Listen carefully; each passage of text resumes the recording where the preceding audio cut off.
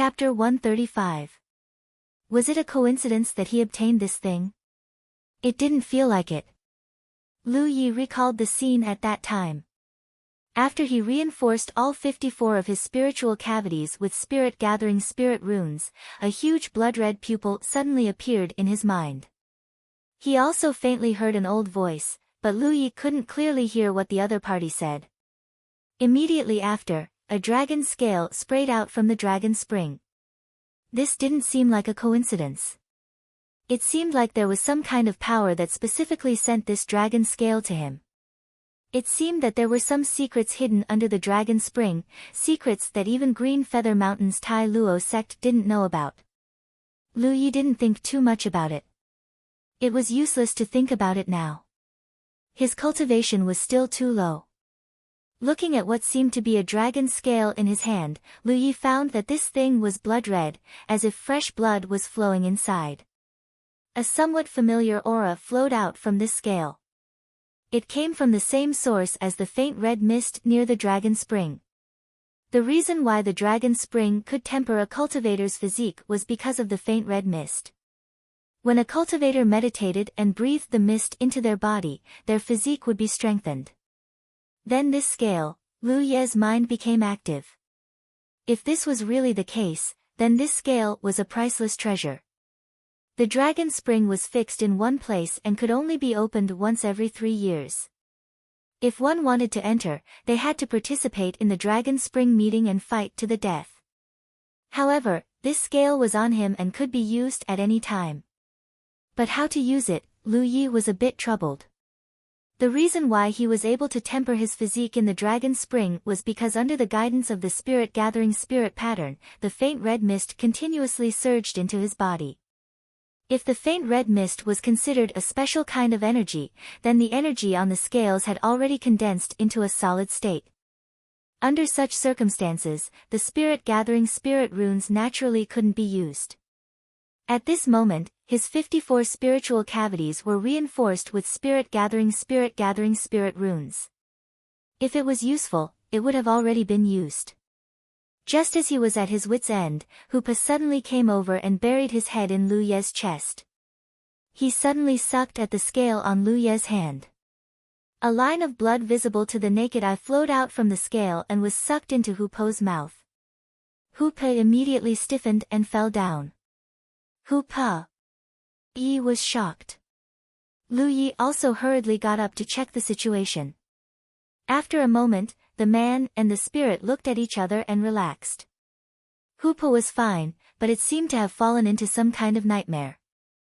Although it was lying on the ground in a deep sleep, low growls kept coming out of its throat. Not only that, there was a faint bloody light flashing on the surface of its body. Lu Yi, is Hupa alright? Yi was still worried. It should be fine. Lu Yi recalled the feeling of being tempered by the dragon spring. I probably inhaled too much. I couldn't resist it and fainted. When he was tempering his body in the dragon spring, he had endured a lot of pain, and that was only the light red mist. However, Hupa had just sucked out a line of blood, and that blood-red line was clearly much stronger than the mist. Both of them were the same type of energy and had the effect of tempering the body. After suddenly enduring the immense pain, Hupa fainted. If he wasn't mistaken, the red light on its body was tempering its physique. With Hupa as an example, Lu Yi didn't dare to have any devious thoughts. If he wanted to use the energy in this scale armor, he had to think of a safer way. Putting away the scale armor, Lu Yi and Yi observed Hupa for a while to confirm that it was really fine. Yi could also sense that Hupa's vitality was increasing at an extremely clear rate. As his vitality increased, his physique would naturally become stronger as well. It was just as Lu Yi had guessed. The scale armor was a good thing, regardless of whether it was a dragon scale or not. Lu Yi solemnly put the scale armor into his personal storage bag, ate something, and got up to practice his saber. This time, the feeling of practicing his saber was different from any other time before. After his physique became stronger, Lu Yi could clearly feel that the speed and strength of his attacks had greatly increased. It was at least 30% faster. This increase was very terrifying. He didn't know how others had improved, but he didn't think it would be as much as he did. He had absorbed too much of the light red mist in the dragon spring, causing the mist in that small space to disappear completely. He thought of Hua Xiai again. If this woman saw him again, she would probably suspect that he was walking the path of body cultivators. Lu Yi felt that his current physique and vitality were even stronger than the fifth-order body cultivators he had seen in Tai Luo sect. For the whole night, Lu Yi didn't cultivate and just practiced his saber, using this method to familiarize himself with his suddenly strengthened body. At dawn, Hupa woke up. Yi examined him and found that there was nothing wrong with him. His vitality had increased by a large amount, and even his snow-white fur had become more lustrous. Opposite the merchant union was Drunken Spring House, which dealt in the sex trade. However, the women here were not only mortals, but also rogue cultivators with some cultivation, so the business was very prosperous. After a night of tossing and turning, the exhausted young master pushed open the door with his clothes in disarray. Outside the door, old Dong stood there with his hands behind his back like a wooden stake, resting with his eyes closed. He did a pretty good job as a bodyguard. If the young master hadn't lost his temper last night, he would probably have stood at the bedside for the whole night, becoming a true bodyguard. "Let's go, old Dong," the young master called out, feeling satisfied as he recalled the various tastes of last night. To ordinary mortals, cultivators were all high and mighty, but he wasn't an ordinary mortal. He didn't degrade those mortal women because he had a better place to go. Compared to those mortal women, female cultivators with cultivation were undoubtedly more to his taste. This gave him a sense of superiority as he played. So what if they were cultivators? They could throw out a lot of spirit stones, but this young master could still do whatever he wanted. The debauchee young master walked in front, old Dong the bodyguard followed behind, and the brothel keeper enthusiastically sent the few evil slaves away. Two figures hurried towards the merchant union. The man in the lead had a long face, not knowing what he had done wrong. The young girl following behind him also had an ugly expression. This was the first time these two young cultivators had seen such a bustling city, so everything was new to them. As they strolled around, they forgot about the time. It wasn't until their senior brother sent them a message that they remembered what they were here for. They hurried towards the Tianji Merchant Union, ready to meet up with their senior brother. Recalling their senior brother's reprimand, the two young cultivators felt very uneasy. "We're here." When they arrived at the entrance of the Tianji Merchant Union, the two of them were panting heavily. However, neither of them dared to stop and hurriedly rushed inside. A huge tiger's head suddenly appeared, scaring the woman into screaming. The young man instinctively protected her. However, the tiger only glanced at them before walking away. The young girl patted her chest, only now realizing that this wasn't the wilderness. There were many cultivators with pet beasts in the city, but such a majestic pet beast was rare.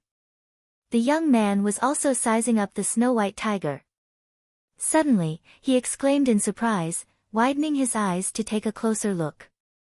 After confirming that his eyes weren't playing tricks on him, he hurriedly chased after the tiger. In a flash, he arrived in front of the person beside the tiger and blocked his path. He pointed at him with a pensive expression. "You are..." Lu Yi placed his hand on the hilt of his saber and looked indifferently at the young man in front of him, gathering spirit energy in his eyes. A second-order spirit stream realm cultivator could cut down several with a single slash. But why does he look so familiar? A few dozen meters away, at the breakfast stall outside Drunken Spring House, the debauchee young master was eating delicious dumplings. Suddenly, his face lit up and he pointed in a certain direction. Old Dong, that snow-white tiger is really beautiful. Go ask that person how many spirit stones he can sell it for. Let's buy it." Old Dong's face darkened. Suppressing the anger in his heart, he raised his head and looked in that direction. Slowly, his eyes widened, almost suspecting that he was seeing things. After looking carefully, he confirmed that his eyes weren't playing tricks on him. The little brat who should have died at his hands was actually still alive. How could he not die?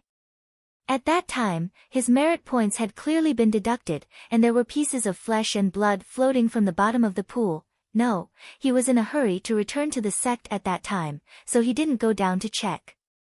If there was another third-order cultivator underwater at that time, was there such a coincidence? There were always many coincidences in this world. For example, Old Dong was eating breakfast here with the debauchee young master, and the young master saw the snow-white tiger.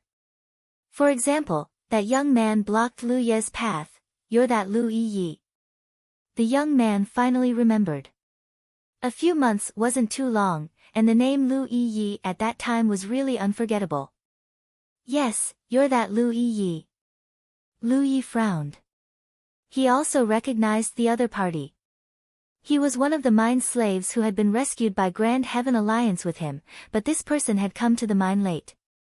In addition, Lu Yi had always been alone and didn't have much interaction with others, so the two had only met twice before and hadn't even spoken a word.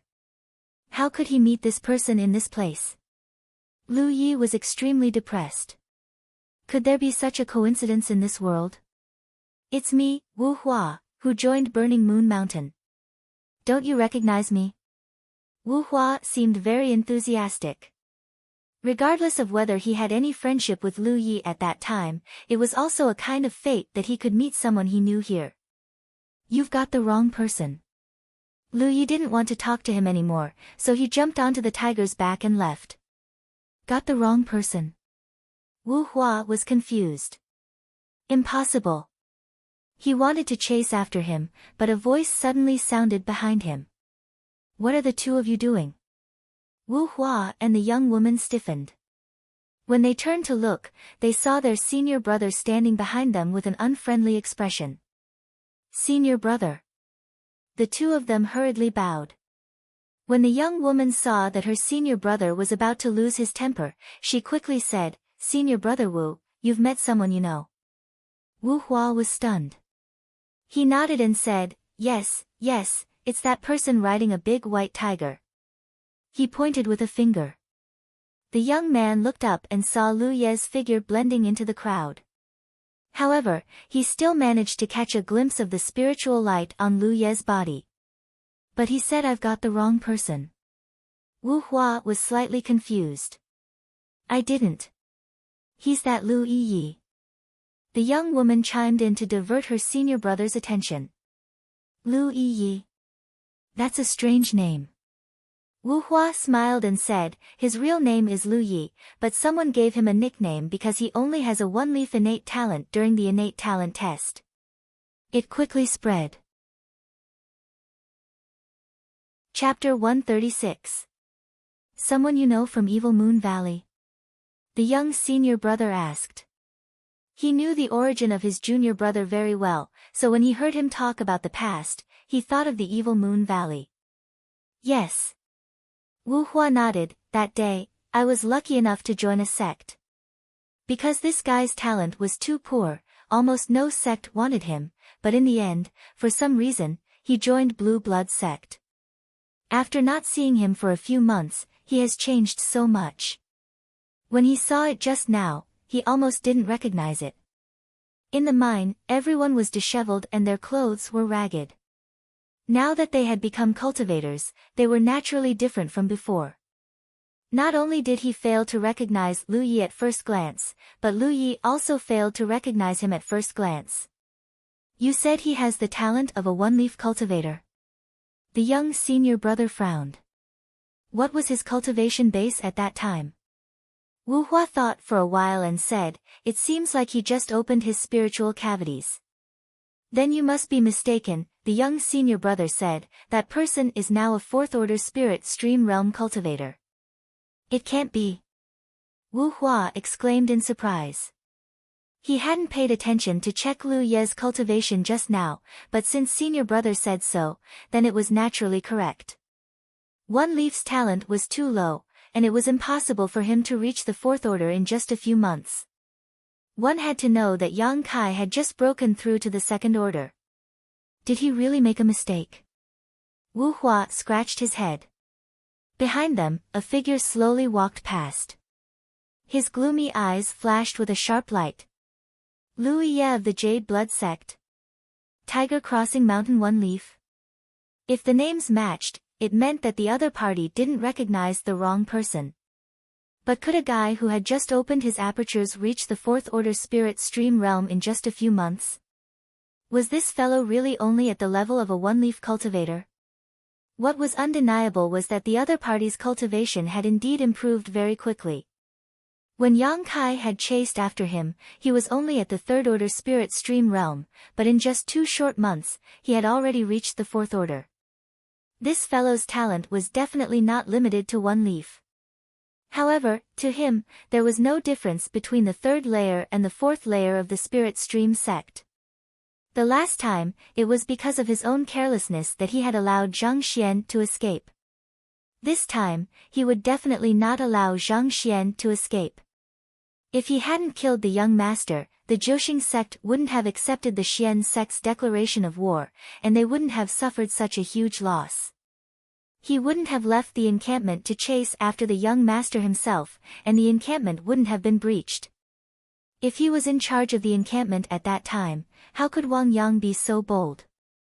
The root of everything was this person, and he had to kill him. There was also the Jade Blood Sect. If he remembered correctly, it was a famous sect in the War Province. The newcomers of the Haotian Alliance might not know about the Jade Blood Sect, but since they were born in the Myriad Devil Ridge, they had grown up listening to the stories of the elders in the sect. The reputation of the Jade Blood Sect was still well known among the younger generation of the Myriad Devil Ridge. Who are you showing such a murderous look to? In front of the breakfast stall, the young master glared at old Dong who was walking back. Where's the tiger I asked you to buy? Dong Shai turned his head to look at the young master and grinned. Young master really wants that big tiger? Of course. Isn't he going to sell it? The young master nodded. Why buy it if you want it? I'll just snatch it for you. The young master was stunned for a moment, then he smiled. Old Dong, you really understand me. Not bad, not bad. How can a bought one be better than a snatched one? Quick, let's go. Old Dong shook his head. Don't go. Just wait for me here. That won't do. How can I miss such a lively event? Old Dong, if you don't take me there, I'll go back and complain to my mother. Don't think that I don't know what you want. If you want to stand out, you can't do it without my mother's help. Old Dong looked at him deeply and said lightly, I didn't know that you're a sensible person. The young master smiled proudly. I don't have the talent for cultivation. Otherwise, I would have turned the cultivation world upside down. Old Dong, don't think that I'm a playboy who doesn't know anything. Let's make a deal. If you can snatch that big tiger for me, I'll go back and put in a good word for you in front of my mother. Since you insist, then let's go together. Old Dong turned around and left. The young master quickly stood up and left a piece of spiritual stone on the table. Then, he followed Old Dong excitedly. He had never participated in a battle between cultivators before. At this moment, he couldn't help but feel a little excited. As for safety, he wasn't too worried because his mother had told him that Old Dong was very strong. He was strong enough to walk unhindered in the outer ring of the battlefield. Therefore, she had told him to build a good relationship with Old Dong. Lu Yi rode Hupa out of the city and went forward. Although Tang Wu had only accompanied him for 2 days, it had saved him at least a month's journey. It could be seen how fast the other party was. Unfortunately, Tang Wu could only accompany him to this point.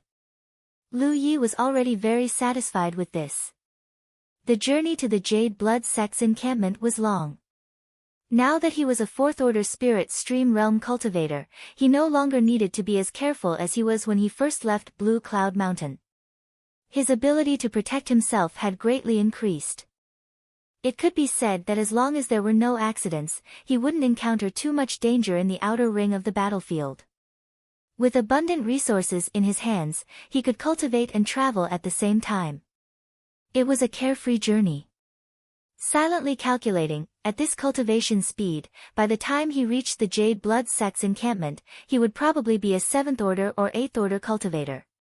Of course, the premise was that he had enough pills. Just as Lu Yi was feeling relaxed, his heart suddenly tightened, as if he was being watched by someone. He had experienced this feeling once before, when he was being chased by Dong Shuyi.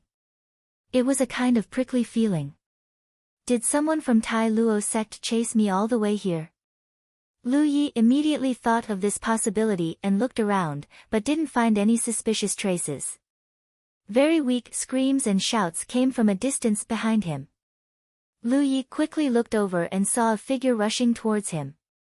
Lu Yi hurriedly condensed his spiritual energy into his eyes, but after seeing the true appearance of this figure, he could hardly believe his eyes. Dong Shuyi. Why is this guy here? The last time he saw this guy in Tassel Square, Lu Yi took Hupa and quickly ran away. Firstly, he was afraid of being discovered, and secondly, he was afraid of implicating Hua Ci and the others. But he never imagined that he would meet Dong Shuyi here, and that this guy would chase after him just like last time. For a moment, Lu Ye's mood was indescribably bad. If he had known that Dong Shuyi was in PC City, he would never have entered the city. It seemed that Dong Shuyi had discovered his whereabouts in the city, so not long after he left the city, the other party had chased after him. He was carrying Hupa, and Hupo's appearance was too good. Even strangers would take a few more glances. Dong Shuyi, who already had a grudge against him, would definitely discover him as long as he saw Hupa. But what surprised Lu Yi was that Dong Shuyi didn't seem to be chasing after him alone. He was carrying a person in his hand, and the screams and shouts came from that person's mouth. Without time to think about what was going on, Lu Yi patted Hupo's back. Hupa, run, Dong Shuyi is chasing after us again.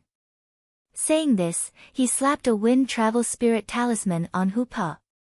The wind travel spirit talisman given to him by the head teacher had already been used when he was chased by Dong Shuyi last time. Lu Yi had bought it again, and one talisman cost 25 spirit stones, so it really wasn't cheap. Spirit talismans were the cheapest to attack, followed by defensive ones. Supportive spirit talismans were the most expensive, and wind travel spirit talismans were especially expensive. Fortunately, he had plenty of spirit stones now, so when he left the Merchant Union in the morning, he had bought 3 spare ones. He didn't expect that they would come in handy so soon. The screams behind them were endless, and Dong Shuyi, who had been chasing after Lu Yi, felt that his ears were going deaf. He couldn't help but shout, "Shut up! It's so fun, old Dong." The young master was carried in his hand, and although he looked miserable, he was actually enjoying the thrill of going up and down. In the past, there had never been a cultivator who could play with him like this. He increasingly felt that old Dong was a wonderful person, so he put his mouth next to old Dong's ear and shouted, "Faster!" Dong Shu Ye's ears buzzed, and he slightly withdrew the spirit chi protecting the young master. A gust of wind swept past, and the young master's facial features were immediately distorted by the wind, letting out strange flapping sounds. In just 3 breaths, the noisy young master's head drooped, and he fainted. Only then did Dong Shuyi once again use his spirit chi to protect him, secretly regretting bringing him out. This hedonistic son of rich parents was really too noisy. But now, he couldn't leave him alone. There were many dangers in the wild, and if he really left him alone, he might encounter some mishap, and he wouldn't be able to explain it to the main house. What made Dong Shuyi even angrier was that after not seeing him for 2 months, the big white tiger ran even faster. 2 months ago, even if the other party had the support of the spirit talisman, he could still keep closing the distance and finally catch up with the other party. But now, he found that no matter how hard he tried, he could only keep himself from being shaken off. It was impossible to catch up with the other party. Of course, this was related to his cultivation falling by 1 level, but the other party had obviously become stronger. The young master, who was knocked out by the gust of wind, slowly woke up and began to shout again. Dong Shuyi resisted the urge to pinch him to death, and withdrew the spirit chi protecting him, the young master fainted again, one chased and one fled, quickly leaving Ian City. Dong Shuyi knew that he couldn't continue like this. The other party had a mount and a spirit talisman, while Dong Shuyi could only urge his spirit chi to glide, which consumed too much of his spirit chi. As long as the other party had 2 more wind walk spirit talismans, it would be impossible for him to catch up. Looking up in the direction Lu Yi was escaping, Yang Kai suddenly had an idea. That direction was the range of the family station he had joined. With the young master's name, if he was lucky, he should be able to gather some helpers. Thinking so, Yang Kai urged his battlefield imprint to send out a message. On the back of the tiger, Lu Ye's heart calmed down slightly. It had been 2 months since they were last chased, and during this time, both he and Hupa had grown. In particular, Hupo's physique had been tempered by the scale armor last night, and the effects were obvious. Hupa was now running faster than before. If the situation continued to develop like this, it would be impossible for Dong Shuyi to catch up to him, but that was under the premise that he had the Wind Walk Spirit Talisman. If he ran out of Wind Walk Spirit Talismans, Hupo's speed would be greatly reduced. However, Dong Shuyi's consumption of spirit chi was also great. Moreover, Lu Yi didn't know whether it was an illusion or not, but he felt that Dong Shuyi's cultivation didn't seem to be at the 7th order. It seemed that Dong Shuyi was only at the 6th order. Compared to the last time they met, Dong Shuyi's spirit chi fluctuations had become much weaker. Because they were too far apart, Lu Yi didn't know whether he was seeing things or not, but he didn't want to fight with this guy. The tragedy from the last time they fought was still vivid in his mind, so he could only flee first. The sky ahead was covered with dark clouds and muffled thunder. This hateful spirit chi cultivator is really this Lu's lifelong enemy. Chapter 137. Heavy rain poured down in torrents as lightning flashed and thunder rumbled in the sky. Above the swamp, Hupo's figure flashed like the wind and lightning. Both Hupa and Lu Yi were covered in a faint layer of spiritual light. Although it couldn't completely block out the rain, it could at least allow them to see more clearly and not be blinded by the rain. Behind them, Dong Shai relentlessly chased after them, closing the distance between them. He was like a leech that had smelled blood as he tenaciously chased after Lu Yi.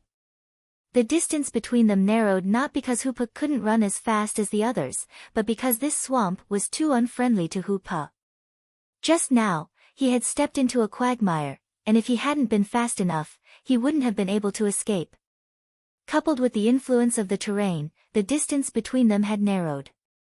The Windwalk Spirit Talisman slowly exhausted its power, and Lu Yi was about to take out another one to use when suddenly, a fluctuation of spiritual power came from the front. 2 figures soared into the air from the left and right as a large net came down on them. The net flickered with spiritual light, revealing it to be a spirit tool. And it was a spirit tool specifically used to capture monster beasts. There were many monster beasts similar to crocodiles in this swamp, half wild and half domesticated. It could be considered one of the businesses of the young master's family, so there would often be clansmen coming here to hunt for them and sell them for a good price. These 2 cultivators were originally searching for crocodiles here, but after receiving Dong Shai's message, they immediately set up an ambush here and happened to block Hupo's escape. When the large net fell, Hupo was flying over a pool of water. There was no place for him to use as a foothold to dodge, so he was firmly trapped by the large net and fell downwards. He had succeeded. The 2 cultivators were overjoyed. This big tiger was a monster beast that the young master wanted, so if they could capture it this time, the madam would definitely reward them handsomely. Just as they were thinking this, a figure pounced in front of one of them under the thick curtain of rain, a snow-white blade glinting. It was Lu Yi, who had jumped down from the tiger's back when the net came down and used Hupo's broad back as a stepping board to attack one of the cultivators. That large net was a spirit tool. If he couldn't cut it open with a single slash, even he would be trapped. When that time came, he wouldn't be able to use his limbs at all, so the safest method was to separate himself from Hupa. No matter what, he couldn't be trapped together. This saber strike was quite aggressive, and the cultivator who was attacked was also a fourth-order cultivator. Although he was shocked, he didn't panic because Dong Shuyi had already informed them of this in the previous message. Since their cultivations were the same, he naturally wasn't afraid of Lu Yi. What's more, he had a companion next to him, so Dong Shuyi immediately chased after him. Therefore, all he needed to do was to pester him a little. His thoughts were interrupted, and with a loud bang, the weapon in his hand was sent flying. His right hand trembled uncontrollably, and his body was swept away by a strong force. How could he be so strong? This fourth-order origin realm master was shocked.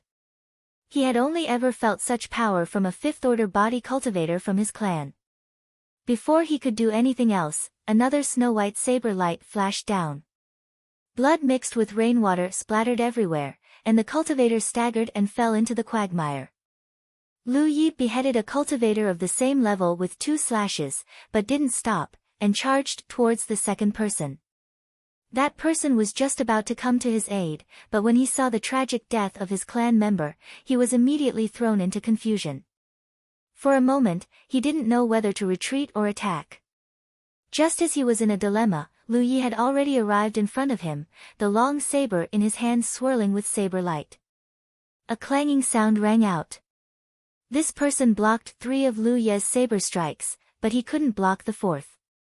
After tempering his body with the dragon spring, the speed and strength of Lu Ye's saber had greatly increased compared to before. Compared to when he was in 100 Peak Mountain, his cultivation hadn't increased much, but his strength had. The 4th saber strike landed on the man's chest. This was the result of the man reacting quickly enough to take a step back. Otherwise, this saber strike would have cut off his head. His protective spirit energy didn't play any role. The saber slashed through, shattering his spirit energy and directly cutting open his chest. Lu Yi kicked him, sending him flying. The man let out a short scream, then completely stopped moving. 2 red lights floated in from the left and right. Lu Yi arrived in front of the trapped Hupa in a few steps and hurriedly removed the spiritual net from its body. Just as he was about to leave, it was already too late. With a boom, as if a meteor had landed, mud splashed everywhere. A figure stood 20 zhang away, seething with killing intent, glaring at Lu Yi with eyes spitting fire. Even with the rain, it couldn't block out that hateful gaze. Dong Shai had come. Lu Yi clenched his long saber. At this distance, fleeing in front of a spirit cultivator was undoubtedly an unwise action. If he wanted to live, he could only fight. The difference between the 4th layer and the 7th layer was 3 small levels, and the gap between the spiritual cavities was about 50 to 60. It could be said that Dong Shai had opened at least twice as many spiritual cavities as Lu Yi. Dong Shai was carrying a mortal in his hand. Lu Yi only glanced at him, then didn't pay him any more attention. Although it was strange for him to bring a mortal to chase after him, this wasn't the time to think about it. So cold. The hedonistic young master hugged his arms, his teeth chattering. Although he was freezing to death, he still couldn't forget Hupa. He raised his head and shouted at Lu Yi, "Brat over there, this young master said he wanted to buy your tiger, but old Dong insisted on snatching it. Don't blame me if you die." He turned around and ran several zhang behind Dong Shai, shouting, "Old Dong, kill him. This young master is here to support you." He also knew that he couldn't help Dong Shai much with his mortal body, so he ran away before the fight even started, so as not to disturb Dong Shai. Which family's young master was this? Lu Ye's expression became strange when he heard him call himself that. He thought of the 9 Stars sect's young master, young master, young master, they were all people of similar status. The only difference was that the one he killed last time was a cultivator, while this one was a mortal. Why were there always young masters and young masters making things difficult for him? How do you want to die? Dong Shai looked at Lu Yi in front of him and grinned. Lu Yi didn't speak, only narrowing his eyes and looking forward. 200 zhang was too far away. Once the other party was prepared, it would be difficult to succeed. Lu Yi let out a light breath, clenched the long saber in his hand, and stomped his foot. A circular splash zone immediately appeared on the ground, and he charged straight at Dong Shai. Hoopa didn't charge, quietly retreating under Yi Yi's instructions, hiding in the curtain of rain. Dong Shai frowned. He vaguely felt that the explosive power of Lu Yi, a fourth-order cultivator, was somewhat unusual. It seemed to have exceeded the range of a fourth-order cultivator. But that was it. As a seventh-order cultivator, how could he let Lu Yi get close to him so easily? He didn't even have the intention to move. Raising his hand, he sent a half-moon-shaped golden arc slash at Lu Yi. He didn't use a fire attribute technique like last time because the timing wasn't right. In this damned weather, using a fire attribute technique would only make him a laughingstock. The golden arc slash was extremely fast, arriving in front of Lu Yi almost as soon as it was formed. Lu Yi gathered his spiritual energy in his eyes. He originally wanted to see where the golden arc slash would land and then activate his spirit tattoo to resist. However, when he focused his attention, everything around him seemed to slow down a lot. He could vaguely see the trajectory of the golden crescent slash coming towards him, and he had a feeling that he could dodge it. He followed this feeling and lowered his body. Immediately, a strong wind blew over his head. The powerful slash created a vacuum in the rainwater, and a few broken hairs flew in the air. I dodged it. However, the second golden arc slash had already arrived. Lu Yi raised his saber and slashed out, his spiritual energy exploding. The golden arc slash was broken, and Lu Yi couldn't help but stagger back slightly, his hand aching slightly. The third golden arc slash came. This time, Dong Shai was determined to kill Lu Yi here, so he didn't show any mercy. Lu Yi took a step back and stood straight, puffing out his chest and sucking in his stomach. He could clearly see the golden arc slash slicing past the tip of his nose. Realization dawned upon him. The benefits of tempering in the Dragon Spring were not only that his physique had become stronger, allowing him to strike with more power and speed, but also that his reactions had become much faster. His eyes could now capture things that he could not see before. That was why he had the illusion that the whole world had slowed down. This unexpected discovery made Lu Ye's plan even more stable. He originally planned to use his spirit tattoo to resist the other party's attack, but if he used it, not to mention the consumption, he would still have to bear the force of the impact, which would easily cause him some internal injuries. Under the curtain of rain, Lu Ye's figure continued to close in on Dong Shai. One after another, golden crescent slashes came from that direction.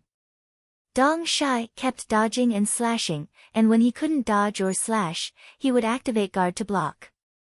Occasionally, he would be repelled, but overall, he was struggling to get closer to Dong Shai. Dong Shai frowned. If someone had told him before that a fourth-order cultivator could withstand his attacks, he would have thought that person was crazy. Although he was only a sixth-order cultivator now, he had the foundation of a seventh-order cultivator. It was just that some of his spirit apertures could no longer form minor heavenly circulations, so his strength had indeed dropped a lot. However, he could kill a fourth-order cultivator with just a few spirit techniques. But now, this impossible thing had happened right under his nose, and the one who had done it was the person he hated the most in his life. Dong Shai was completely furious. His spirit energy surged and condensed into a long spear in front of him. In the blink of an eye, it turned into a golden light and shot towards Lu Yi. Lu Yi suddenly felt a sense of crisis. This attack was too fast, and he couldn't dodge it at all. Moreover, it was so powerful that an ordinary spirit tattoo wouldn't be able to block it. In the blink of an eye, a washbasin-sized spirit tattoo appeared in front of Lu Yi. With a bang, the spirit energy spear hit the spirit tattoo, and Lu Yi was almost sent flying by the backlash. He bent his body and shifted his center of gravity, but his figure still couldn't stop sliding backwards. A moment later, the spirit force spear and the defensive spirit pattern dissipated at the same time. Dong Shai launched another spell at Lu Yi. Lu Yi rushed forward quickly, taking advantage of the gap between the other party's spell to shorten the distance between them. Chapter 138. For small circulatory cycles surged within his body as spiritual energy surged within his spiritual cavities, closing the distance between them bit by bit. 30 meters, 80 meters, after being pushed back, he charged forward once more. Blood trickled from the corner of Lu Ye's mouth as his chest tightened. He'd originally wanted to get as close to Dong Shai as possible, but when it came to actually doing so, he realized that he'd been taking things for granted. The closer the distance, the harder it would be to dodge the enemy's spells. With Lu Ye's current eyesight, he could grasp the trajectory of the spells from a distance of 30 meters, but it would be very difficult to do so within 30 meters. If it weren't for the fact that he'd constantly activated his defenses, he would have long been unable to hold on. 80 meters was his limit, but that was about it. When he was within 80 meters of Dong Shai again, he roared, "Hupa!" Roar! Hupa, who'd disappeared into the rain before the battle began, suddenly roared from behind Dong Shai. Dong Shai was already on guard against Hupa, so when the tiger's roar rang out, he turned his head and sent a golden crescent slash in that direction. The golden crescent-shaped slash cut through the curtain of rain, but it didn't seem to hit anything. Hupa was quick-witted, and immediately left his original spot after creating a commotion. Dong Shai didn't tangle with Hupa. He more or less understood Lu Ye's plan. He probably wanted to use his pet beast to capture the Silk Pants' young master and use that to threaten him. Such a childish trick wouldn't succeed. If the tiger dared to come within 30 meters of him, he'd be able to kill it in an instant. An animal wouldn't use spirit runes to block, and the Silk Pants' young master was standing 10 meters behind him. He was completely capable of protecting him while dealing with Lu Yi. So after forcing Hupa to retreat, he immediately turned around to deal with Lu Yi. But before he could activate his techniques, a wave of spiritual energy came from above. Looking up, he saw a large bell flickering with spiritual light crashing down, quickly blocking out the light in front of him. It was the profound spirit bell. How could he not recognize the protective spirit artifact of the 9 Stars sect's young master? When the Xianling bell fell, he wanted to dodge, but he missed the best opportunity. The light in front of him was blocked, and he was completely covered. His face sank as he realized that he had been too careless. He also finally understood why Lu Yi was constantly approaching him despite his attacks. Lu Yi wasn't here to attack him, but simply to close the distance. If the distance was too far, the profound spirit bell might not be able to trap him. A moment of carelessness had caused him to be trapped by the profound spirit bell. However, this spirit weapon itself was used to protect the body. Although it had the effect of trapping the enemy, it was not obvious. In terms of understanding of the profound spirit bell, Dong Shai was better than Lu Yi. Just as he was about to cast a spell to break the binding of the bell, the profound spirit bell flew up again. Dong Shai raised his head and looked in the direction where the Xianling bell had landed. His face turned gloomy. On the other side, Lu Yi had one hand around the hedonistic young master's neck, and a long knife was pressed against his neck. His entire body was curled up behind the hedonistic young master, and only one of his eyes could be seen, which he viciously glared at him. Killing Dong Shai 2 or 3 realms above him. Lu Yi had never imagined such a thing would happen. Although he had killed some 5th-order masters before, Dong Shuyi was far stronger than any of them. The confrontation just now had also proven this point. Lu Yi had no way to get within 8 meters of Dong Shuyi. If he couldn't even get close, how could he kill him? Could he rely on his fat bird technique that could make his enemies laugh to death? The weather wasn't suitable for fire attribute techniques either. From the beginning to the end, Lu Ye's target was very clear, the mortal young master that Dong Shai had brought here. He didn't know the identity of this young master, but from the way he addressed Dong Shai, it was obvious that he had a great background. If he wanted to escape, he could only capture this young master and use him as a hindrance. Hoopa and Lu Ye's cooperation was flawless, and this was definitely due to Yi. Although they hadn't agreed on a plan before, Yi understood Lu Ye's plan from the start of the battle. The tiger's roar had created an opportunity for Lu Yi to summon the profound spirit bell.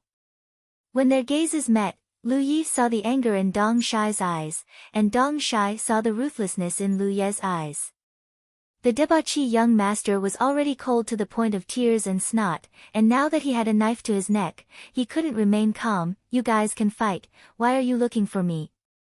All this time, he had lacked the respect he should have for cultivators, because with the strength of his family, he could do whatever he wanted as long as he didn't go too far. Those beautiful female cultivators were also his playthings.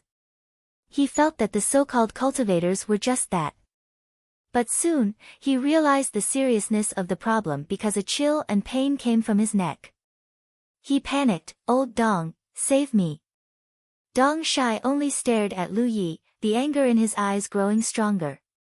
"Tell him to scram, or you'll die." Behind the debauchee young master, Lu Yi said in a deep voice. "Brother, calm down, you're hurting me. Tell him to scram." Okay, old Dong, go away." Dong Shai said, "If I leave, you'll die without a doubt." The debauchee young master came to a realization, "That's right, if he doesn't leave, you'll die now. If he leaves, I won't make things difficult for you. You promise?" "Cut the crap." The pain in his neck grew stronger, and the debauchee young master felt a warm liquid flowing down his neck. He didn't hesitate anymore. "Old Dong, hurry up and leave. I'll be safe if you leave." Dong Shai stared at Lu Yi, his face full of unwillingness. Thinking of his recent encounters, his expression twisted and his heart burned with killing intent, but in the end, he suppressed it and said in a deep voice, "Swear to the heavens. If you don't swear to the heavens, you won't be able to leave today." Lu Yi looked at him for a moment, then said, "I respectfully request the heavens. If Dong Shai doesn't make things difficult for me, I'll let this mortal go and return his freedom in 3 days." The heavens had mysteriously fallen. Although Dong Shai's heart was unsettled, this was the best result. He looked deeply at Lu Yi. "Remember what you said." He stepped into the rain. 1 step, 2 steps, 3 steps, he stopped, looked up at the sky, and let the rain fall on his face, suddenly laughing self-deprecatingly. What a mess. 2 months ago, he had chased down a 3rd-order cultivator with a 7th-order cultivation, but due to a moment of carelessness, he had failed. 2 months later, as a 6th order, he had tried to kill a 4th-order cultivator but still failed. His spirit aperture had been broken, his cultivation had fallen, and his future was hopeless. For this reason, he had even betrayed his sect, and after finally finding refuge, he had become a mortal's bodyguard. The other party's cultivation had risen too quickly. If he missed this opportunity, would there be a next time? He had fallen into such a situation all because of this person. How could he not take revenge for such a deep hatred? Pushing his spirit chi, Dong Shai suddenly raised his hand and pointed towards Lu Yi, sending out a golden arc slash. Almost as soon as he stopped, Lu Yi felt that something was wrong. Just as the golden crescent slash was about to hit him, he grabbed the debauchee young master in front of him and rushed forward. In just a few steps, he had covered a distance of several feet, while the profound spirit bell in his other hand was instantly summoned. The sharp slash split the dandy young master in half, his blood spilling all over the ground as it struck the defensive spirit inscription on Lu Ye's chest, shattering it and sending Lu Yi flying. The profound spirit bell fell and once again covered Dong Shai, but in the next moment, a violent sound rang out and the surface of the bell began to flicker. Roar. Hoopa rushed out of the rain and rushed directly to Lu Ye's side. Lu Yi leapt onto his tiger's back and slapped a wind-walking spirit talisman onto Hoopa. Run! Dong Shai is crazy. Lu Yi didn't know who that dandy young master was, but since he could order Dong Shai around, he obviously had some background. Dong Shai had clearly reached an agreement with him before, but in the blink of an eye, he had turned hostile. In order to kill him, Dong Shai didn't hesitate to sacrifice the mortal young master's life. Lu Yi felt Dong Shai's determination to kill him. At this moment, his spirit qi was greatly consumed and his internal organs were injured, so he couldn't fight Dong Shai anymore. He could only escape, not even daring to take back the profound spirit bell. Just after Hupa carried him away for a dozen breaths, the profound spirit belt suddenly exploded and Dong Shai appeared with a murderous aura. Although his face was covered in dirt, he had finally escaped. After a brief glance, he determined the direction in which Lu Yi had fled and soared into the air to pursue. This time, without the silk pants young master, his speed was noticeably faster. The rain gradually thinned and 2 hours later, the rain stopped. A rainbow hung in the sky like a bridge. Several cultivators rushed to the previous battlefield and found 3 corpses and traces of a fight. Recognizing one of the corpses, the cultivators felt their scalps tingle. Their dandy young master was dead, the sky had fallen. Not long after, the news spread and the dandy young master's family immediately issued an arrest warrant for Dong Shai. However, at this moment, Dong Shai had already chased Lu Yi for an unknown distance. As night fell, Hupa carried Lu Yi and rushed into a rocky forest. Here, there were numerous thick stone pillars, each of them more than 60 meters tall. There were countless stone pillars densely packed together. Hupa had run out of strength and had used up all 3 windwalk cards. Fortunately, Dong Shai had stopped chasing 2 hours ago. Lu Yi estimated that this guy's spirit qi was almost exhausted. After all, he had been chasing for such a long time. Even if Dong Shai's cultivation was higher than his, he couldn't withstand it. On the other hand, Lu Ye's spirit qi hadn't been exhausted and had even replenished it while Hupa was fleeing. Although Lu Yi knew that Dong Shai wouldn't let the matter rest and wanted to run as far away as possible, it was true that Hupa couldn't run anymore. When Windwalk was activated, it could run even faster, but at the same time, it also consumed more of its energy. He didn't need to rest, but Hupa did. There was a natural shelter under the stone pillars. Yi found a relatively secluded spot and Hupa ran over and directly lay down on the ground. His chest was heaving up and down, his tongue hanging out, just like a tired dog. Yi felt distressed as she watched. She gritted her teeth and scolded Dong Shai for being inhumane while feeding Hupa water. Lu Yi checked his injuries. There were no obvious external injuries, only some internal injuries caused by the impact of the battle with Dong Shai. It wasn't serious and could be healed after taking a healing pill. From Dong Shai's actions during the day, he would never give up chasing him. He couldn't keep running like this in the future, but a 4th-order origin realm cultivation was still a bit too much for him. If he could reach the 5th-order origin realm, Lu Yi felt that he could fight Dong Shai. Chapter 139. It wasn't that Lu Yi was blindly confident that he could kill enemies several levels above him. Ever since he left Clear Sky Mountain, Lu Yi had killed many cultivators with higher cultivation than him. During the Dragon Spring Festival alone, he had killed 5 or 6 5th-order cultivators. The defense and sharpness spirit tattoos could greatly increase his attack and defense, wiping out the gap in cultivation between him and his enemies. Therefore, killing enemies 1 level above him wasn't a problem for Lu Yi. Although he didn't know what Dong Shuyi had encountered, Lu Yi discovered something interesting during this fight. Dong Shuyi was only a 6th-order cultivator. Compared to 2 months ago, Dong Shuyi's strength had dropped significantly. If he had faced the Dong Shuyi from 2 months ago, Lu Yi felt that even if he had grown, he wouldn't be his opponent. It was impossible for a cultivator's cultivation to drop for no reason. Lu Yi secretly guessed that this guy's spirit aperture had been broken. The division of spirit stream realm cultivators was simple and clear. The number of minor circulatory systems in one's body determined one's cultivation. However, if one's spirit aperture was broken, then one of the minor circulatory systems would naturally be difficult to form. A broken spirit aperture wouldn't increase a cultivator's cultivation by much. At most, it would increase a cultivator's spirit energy storage. Was it done by profound sect? It was difficult for Lu Yi to find out what had happened to Dong Shuyi recently, but the broken spirit aperture was definitely related to profound sect's attack on 9-star sect station. The root of this matter was still him. He finally understood why Dong Shuyi didn't let him off. If it was anyone else who encountered such a thing, it would be difficult for them to let it go. It wouldn't be an exaggeration to say that they would fight to the death. This was a good thing for him. Lu Yi didn't have any thoughts about fighting a 7th order Dong Shuyi.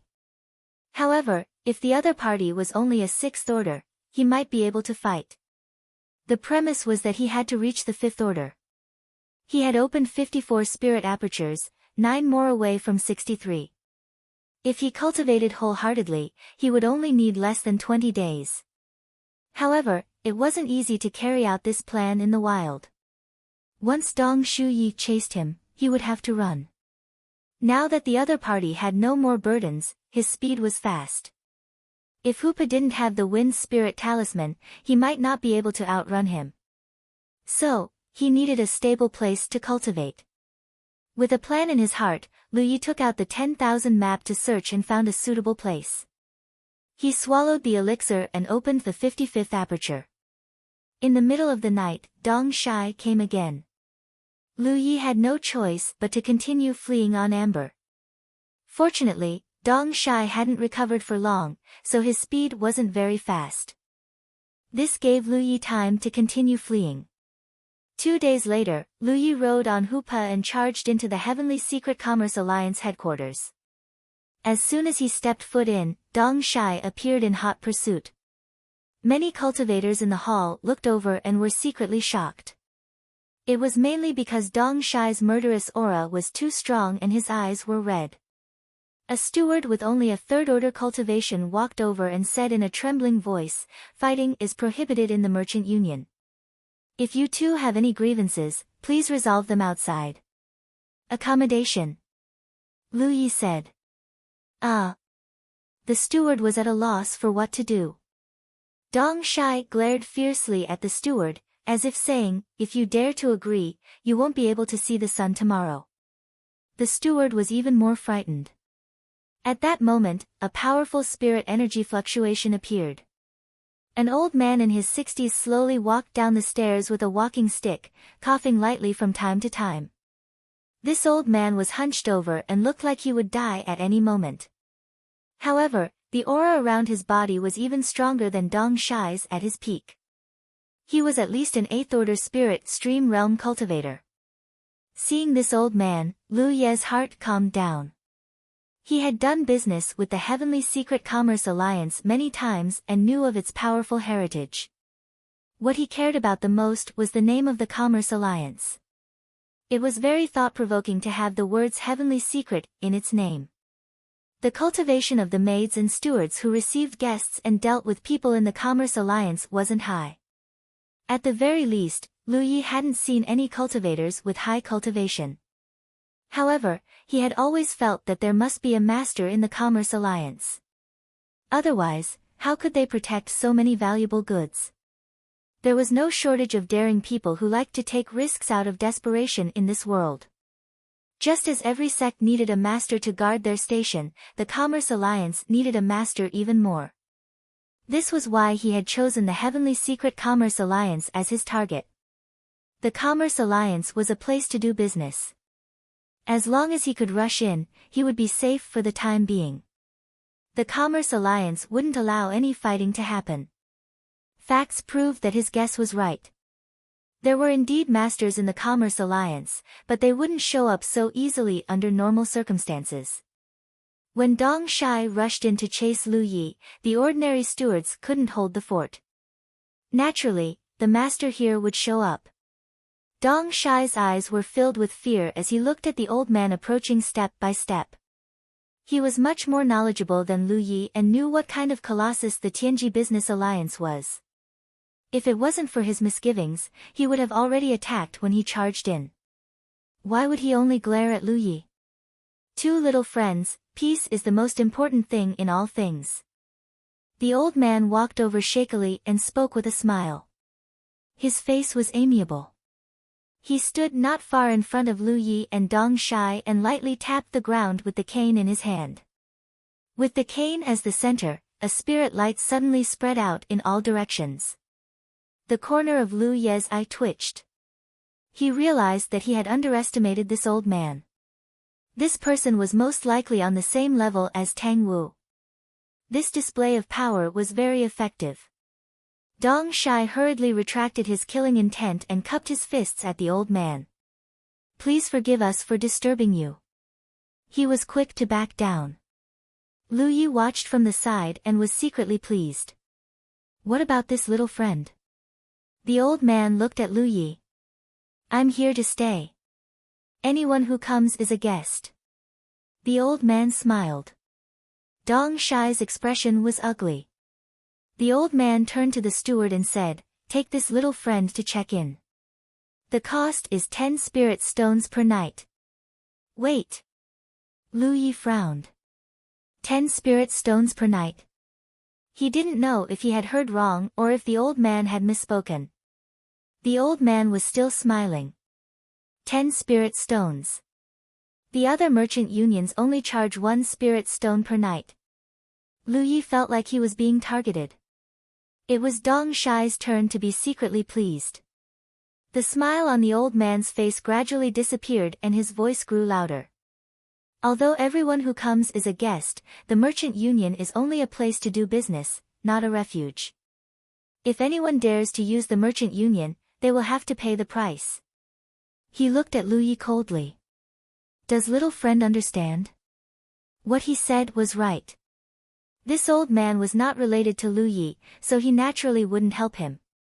He came forward to deter Dong Shai and at the same time, he wanted Lu Yi to back down. If the merchant union had not been neutral and did not participate in the confrontation between the two camps, he would have personally kicked these two out. I understand. Lu Yi didn't care about this. Right now, a stable cultivation environment was the most important. He took out a storage bag and tossed it to the steward. Stay here for 10 days. The old man was stunned, and so was Dong Shai. Taking out 100 spirit stones just like that wasn't something a fourth-order cultivator would do. Holding the storage bag, the steward looked at the old man. A smile appeared on the old man's face again. Find the largest and best room for this guest. Yes. The steward responded and gestured, guest, this way please.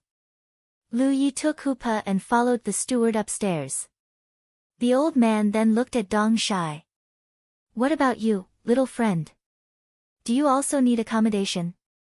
10 spirit stones per night. Dong Shai asked. Of course, the Merchant Alliance treats all customers equally. Then I won't stay. Dong Shai thought to himself. I'm not crazy. Who would stay in a room that costs 10 spirit stones per night?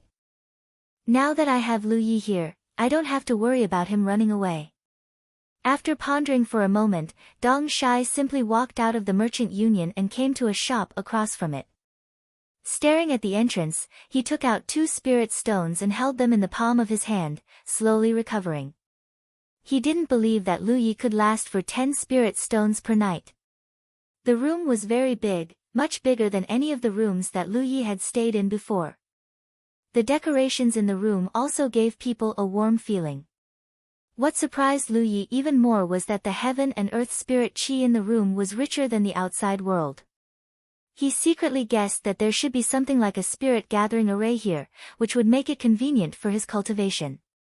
Moreover, there was also a place to take a bath, which was very beautiful. After running around for so long, Lu Yi first ate a full meal with Hupa and washed up before starting to cultivate. He had to raise his cultivation as soon as possible. The consumption of 10 spirit stones per night was too great. Even if he had some wealth now, he couldn't afford it. Lu Yi immediately felt a difference when all his spirit apertures were enchanted with spirit gathering runes. Because of the rich world energy in the room, his cultivation became more efficient after the spirit gathering runes were enchanted. He cultivated almost non-stop, opening his spirit apertures one after another. 56 apertures, 57 apertures, 58 apertures, He was really too tired, so he rested for a while. After sitting for too long, his chi and blood were stagnant, so he got up to practice his saber. Ever since he entered the spirit stream battlefield, Lu Yi had been cultivating diligently. However, he had never been so eager to increase his strength as he was now. It had nothing to do with Dong Shai. The main reason was that he had to spend 10 spirit stones per night. Time was money. On the 4th night of Lu Ye's stay in the Merchant Guild, in a room on the 5th floor, an exquisite manager was reporting to an old man about the Merchant Guild's recent profits. The old man was drowsy from listening. The manager didn't find it strange. After she finished speaking, she said, "There's one more thing I want to report to Sir." "Speak." "Recently, the Spirit Gathering Array has cost a lot more spirit stones than before. It seems like it costs 3 or 4 more spirit stones per day." The old man finally opened his eyes. "What's the problem?" "Over at the Sky Room 3. Chapter 140. Sky Room 3 was Lu Ye's guest room. The old man pondered for a moment. This level of talent is rare. The higher one's talent, the more spiritual energy they could absorb. The reason why the spiritual energy in the heaven room was so dense was just as Lu Yi had guessed. There was a spirit gathering array set up in the room to gather the spiritual energy of heaven and earth. At the same time, it also consumes spirit stones. The stronger the spirit gathering array, the more spirit stones would be consumed. The old man had seen many cultivators with outstanding talent, and there were many who consumed more spirit stones than Lu Yi. But for a 4th-order cultivator to consume 3 or 4 spirit stones a day, it was quite unusual. "Should we kick him out?" the manager asked. "He doesn't owe you any spirit stones, how can we kick him out? Remember, we are doing business. No matter who comes, we have to be fair and impartial. We can't act according to our own preferences." "Yes. You may leave." The old man waved his hand. The manager respectfully left. The old man sat on the chair in a daze for a while, then slowly shook his head. He didn't know which sect's disciple came from, but he came to the outer circle to sharpen himself. However, if a 4th-order cultivator was targeted by a 6th-order cultivator, he wouldn't be able to live for long. On the 6th day of staying in the Merchant Union, while Lu Yi was resting, Hupa came over and rubbed against him. Lu Yi looked at Yi. "What does Hupa want?" Yi communicated with him and said, "That scale you took out last time, that's what Hupa wants." Lu Yi suddenly understood and hurriedly took out the scale armor again. Hupa stepped forward and took a deep breath of the scale armor. A line of blood flowed into Hupo's nostrils, and he couldn't help but stagger back a few steps. Just like last time, he shook his head a few times before falling to the ground and fainting. A faint red light continued to wander around his body, tempering his physique. Lu Yi didn't plan to learn from Hupa. The blood lines in the scale seemed to be very strong, and even a monster beast like Hupa couldn't withstand it. Lu Yi estimated that if he sucked in a mouthful, he wouldn't have a good ending. However, this thing really had a miraculous effect on body tempering. Hupo's physique had improved greatly after his last body tempering. Now that it was the second time, he didn't know what kind of growth it would have. He still maintained his cultivation frequency. Spiritual cavities opened one after another. On the 15th day of staying in the Merchant Union, under the constant impact of spirit energy, the barrier of the 63rd aperture gradually loosened. Just as the barrier was about to be broken, Lu Yi stopped cultivating. He stood up and checked his condition. He was full of energy and chi and blood. The 63 acupoints were about to be opened. He could start his plan now. He brought Hupa to the first floor of the Merchant Guild, found a manager, and spent 100 spirit stones to buy a few spirit talismans. As a result, he was only left with around 230 spirit stones. The main reason was that he had spent 150 spirit stones on the accommodation for the past half a month. However, it was worth it.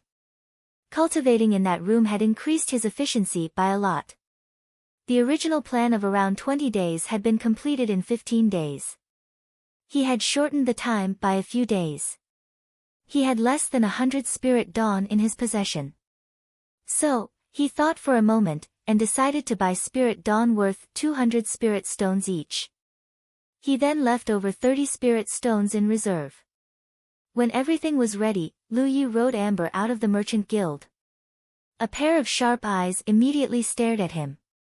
It was Dong Shuyi, who had been waiting outside the merchant guild for half a month. Their eyes met. Lu Ye's expression was ugly, as if he had lost his parents. Dong Shuyi's lips curled as he chewed the dried meat in his mouth and swallowed it down. Finally, without the slightest hesitation, Lu Yi directly slapped a wind walk spirit talisman on Hupa and rushed out in a certain direction. Dong Shuyi soared into the air and chased after him. Behind him, the stall owner of the shop was in tears.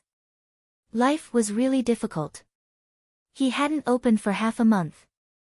Ever since Dong Shuyi stood here murderously, no one dared to patronize him. He didn't dare to drive him away. A sixth-order cultivation wasn't just for show. A third-order cultivator like him didn't dare to easily offend him. Now, this god of plague was finally gone. The stall owner couldn't help but cry when he thought of the bitterness of the past half a month. Hu Po's speed had increased again.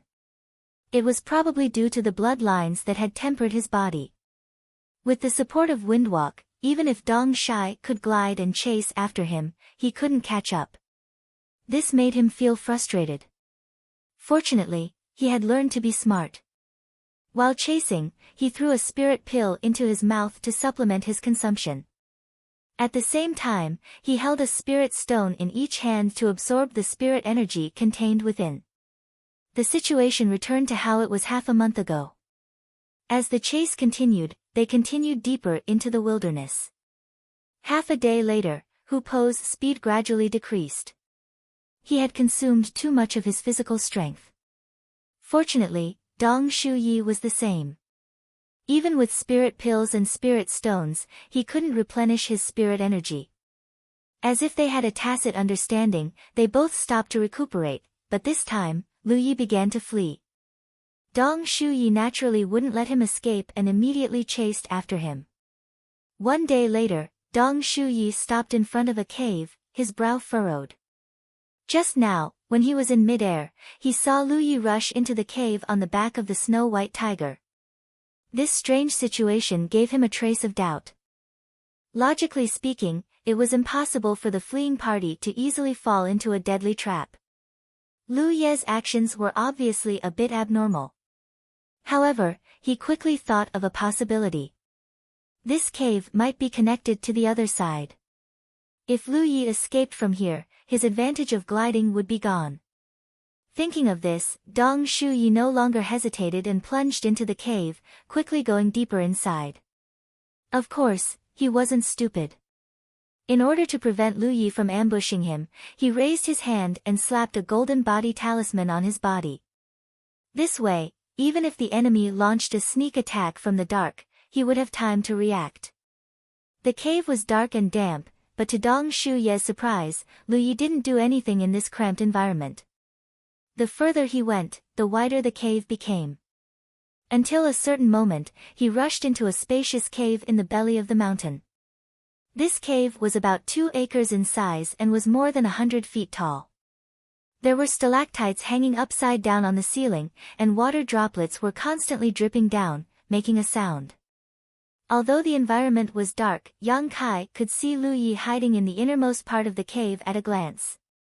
At this moment, Lu Yi was sitting cross-legged, his spirit chi surging.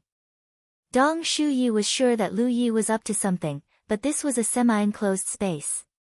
There was no other way out except for the entrance he had entered. In other words, as long as he blocked this exit, Lu Yi would have no way to escape. Yang Kai's heart settled. Finally, he caught Lu Yi. Even if Lu Yi had some kind of trick up his sleeve, it would be vulnerable in front of absolute strength.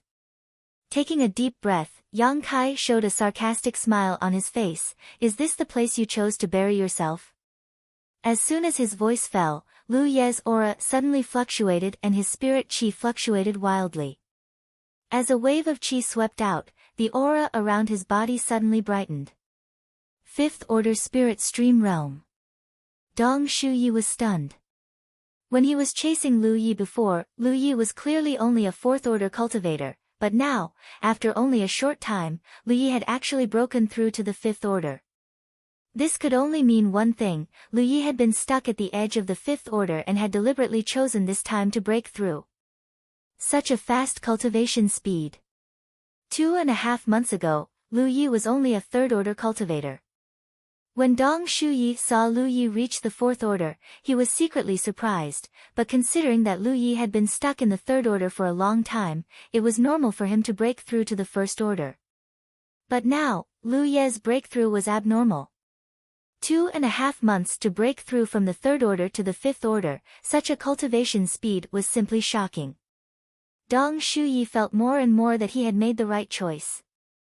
If he missed this opportunity, even if he had the chance to meet Lu Yi again, he was afraid that he would not be Lu Ye's opponent. At that time, it would be hard to say who would be the one to kill who. Just as he was in shock, Dong Shuyi suddenly felt a spirit chi fluctuation behind him. Without even thinking about it, Dong Shuyi raised his hand and sent out a spirit technique. A shadow flashed, and at the same time, a spirit talisman exploded at the entrance of the cave. With the help of the spirit technique Yang Kai sent out, the rocks at the entrance of the cave shattered and fell down with a rumble, completely blocking the entrance. Dong Shuyi was slightly surprised as he realized that the spirit talisman just now was not attacking him, but blocking the exit. Now, even if he wanted to retreat, he could not. A strong spirit chi fluctuation quickly approached, causing Dong Shuyi to hurriedly turn his head and see Lu Yi rushing towards him like a bolt of lightning. At this moment, Lu Yi no longer had the mournful expression he had when he left the Merchant Union. His expression was calm and steady, and facing Dong Shuyi's golden arc slash, he twisted his body and dodged it. This was indeed a burial ground, but he had chosen it for Dong Shuyi.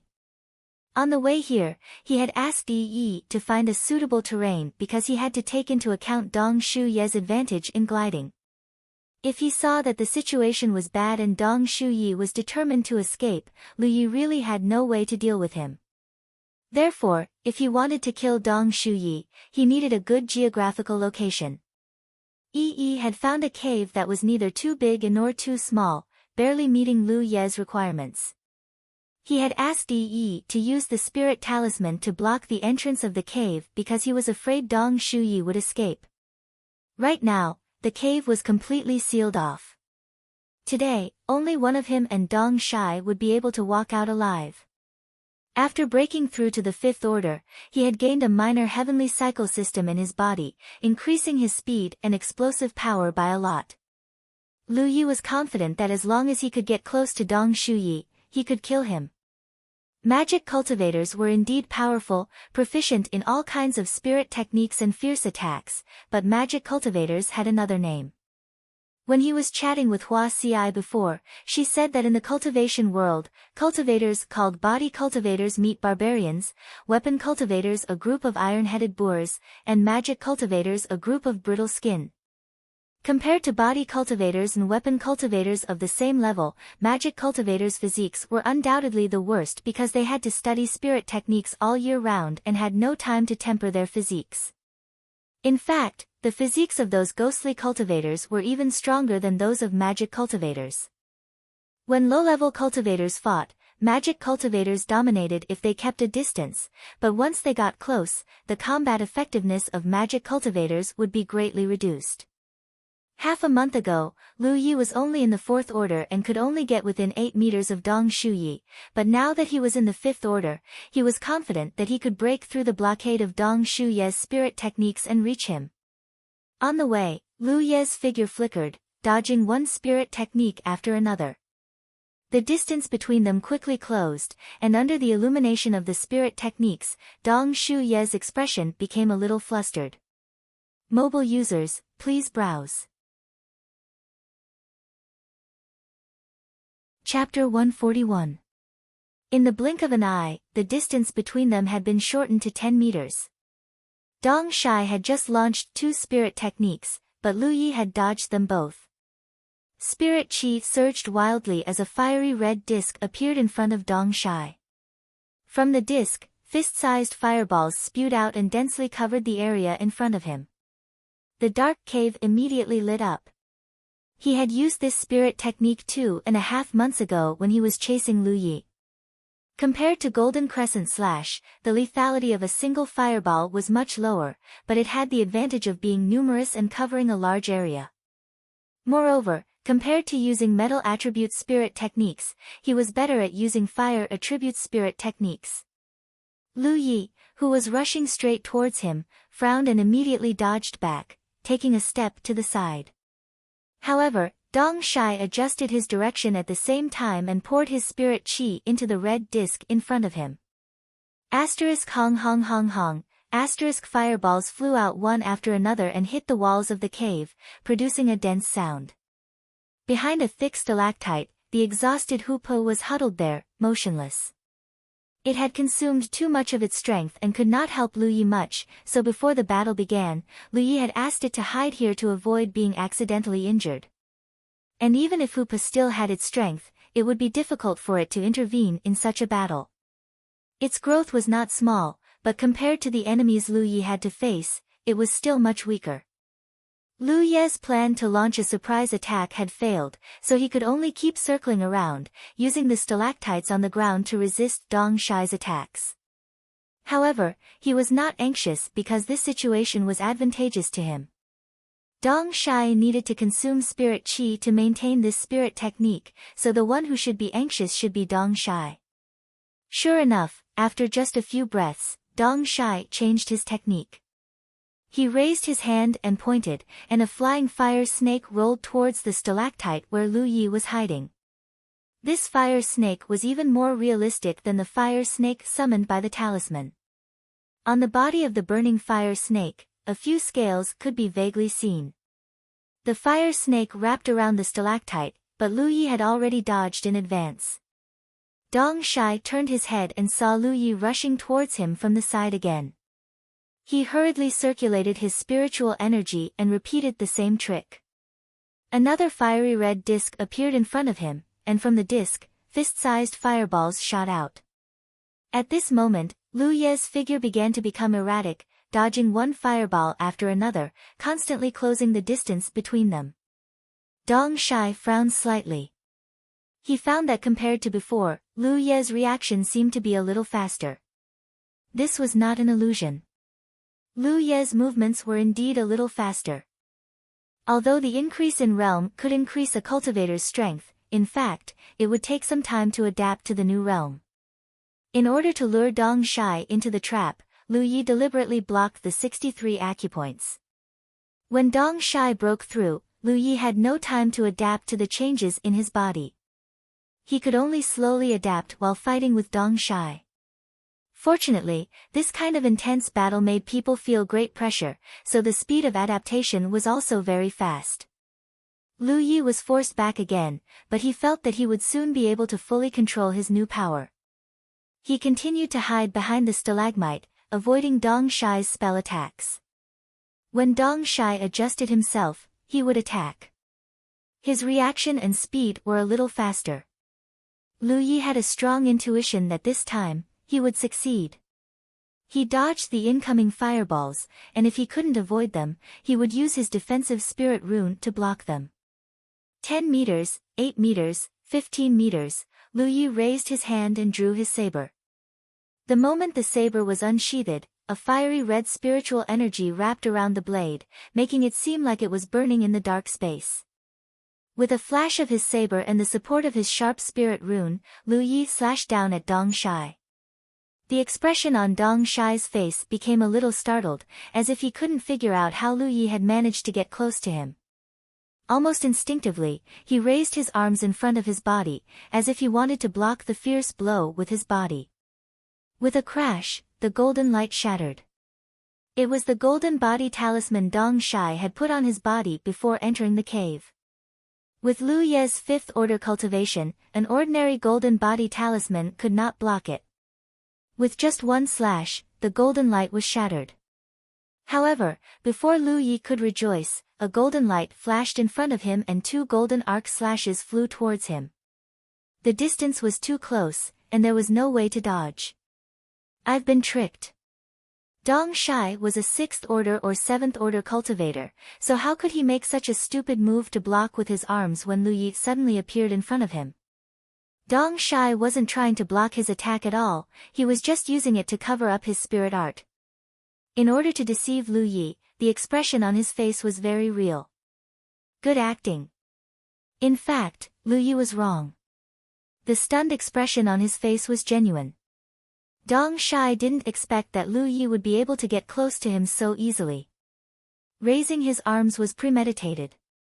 He had always given Lu Yi the impression that he could only release one spirit art at a time, but in fact, that was not his limit. When Lu Ye's blade slashed down, he took the opportunity to send out two golden arc slashes, because he felt that with the protection of the golden body talisman and his own spiritual power, under the double protection, Lu Yi would not be able to cut him down no matter what.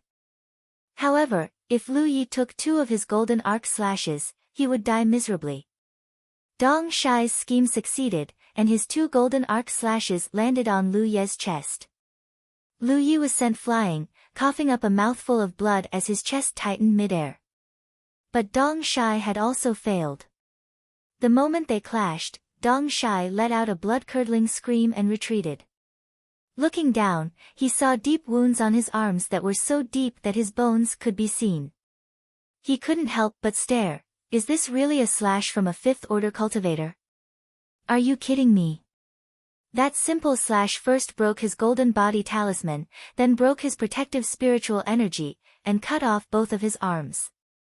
He secretly rejoiced that he had maintained his spirit chi protection at all times, otherwise, this slash would have cut off both his arms. How could a newly promoted 5th-order cultivator have such a sharp attack? What kind of spirit artifact did the other party have? When he was chasing Lu Yi last time, he had only seen Lu Yi use his defensive spirit rune to fight, so he knew that his spirit rune had an extremely strong defensive power. It was only at this moment that he experienced Lu Ye's offensive power for the first time, causing him to break out in a cold sweat. He was secretly afraid that he had almost screwed up. Cough. Lu Yi, who had been sent flying, stood up, his mouth full of the taste of rust. Dong Shai focused his gaze on Lu Ye's chest and was soon disappointed. Lu Ye's chest didn't have any traces of being slashed. At the last moment, he had activated the defensive spirit rune in time to block it. Although the slash was blocked, the impact couldn't be blocked. This caused Lu Yi to suffer an internal injury. Lu Yi examined his chest slightly and found that it was stuffy, but there were no signs of fractures, which was a good thing. After undergoing the dragon spring body tempering, his physique had greatly improved, and his ability to resist attacks had become much stronger.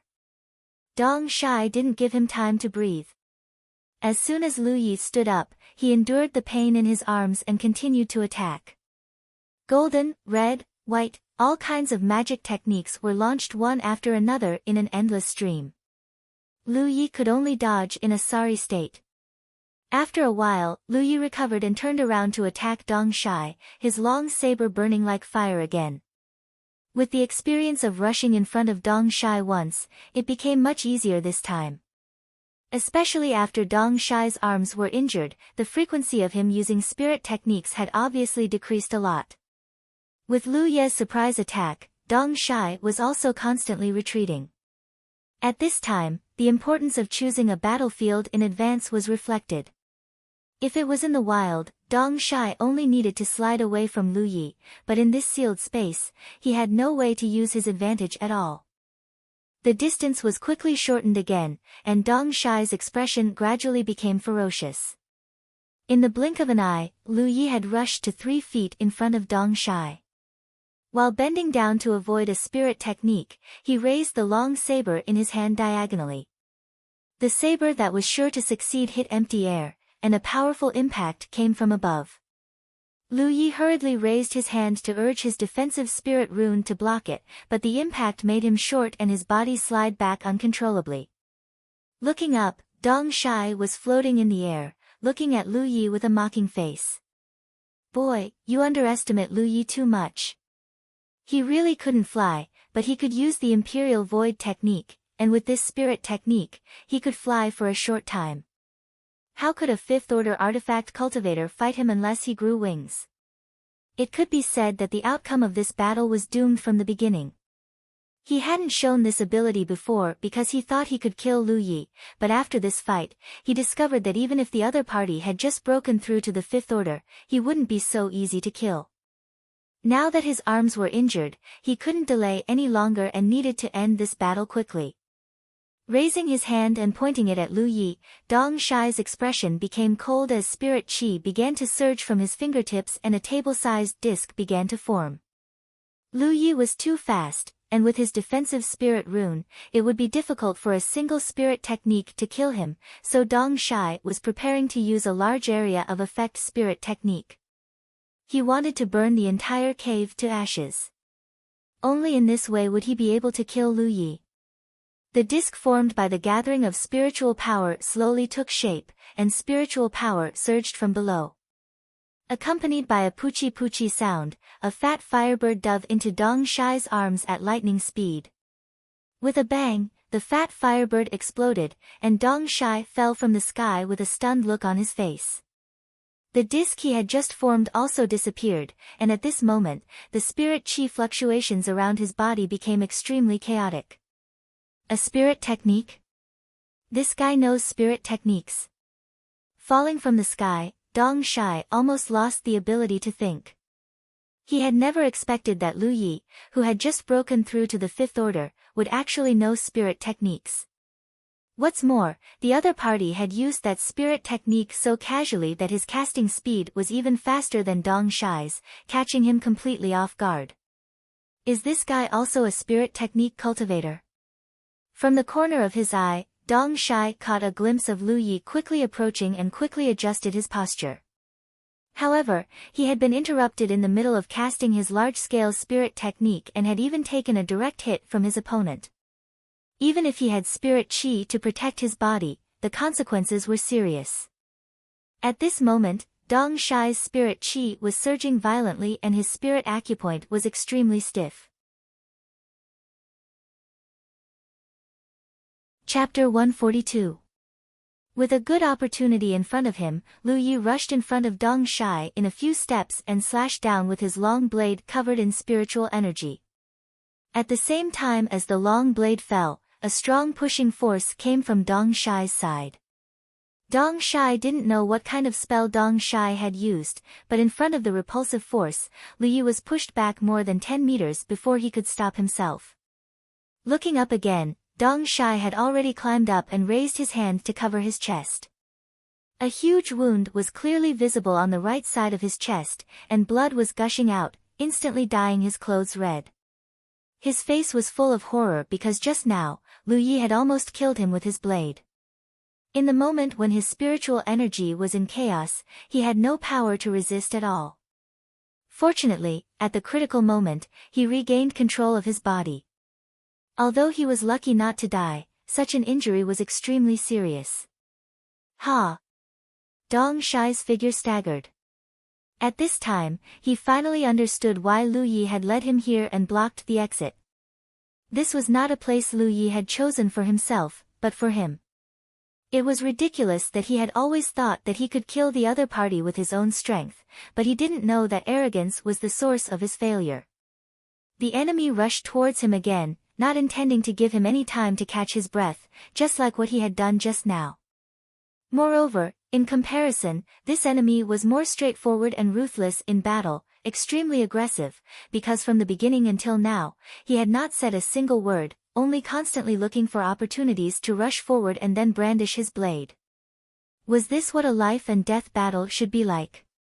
Looking at Lu Yi who was quickly approaching, Dong Shai took out a golden body talisman from his storage bag and slapped it on his body. Although he knew that this time, he was not willing to wait for death. With the golden body talisman protecting his body, he raised his hands and, regardless of the crazy consumption of his spiritual energy, cast a series of spells. However, both of his arms were injured, and his right chest was almost cut open.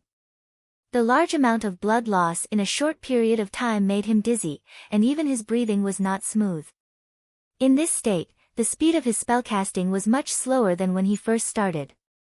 Amidst the attacks, Lu Yi rushed forward and slashed down with his blade. The golden light shattered.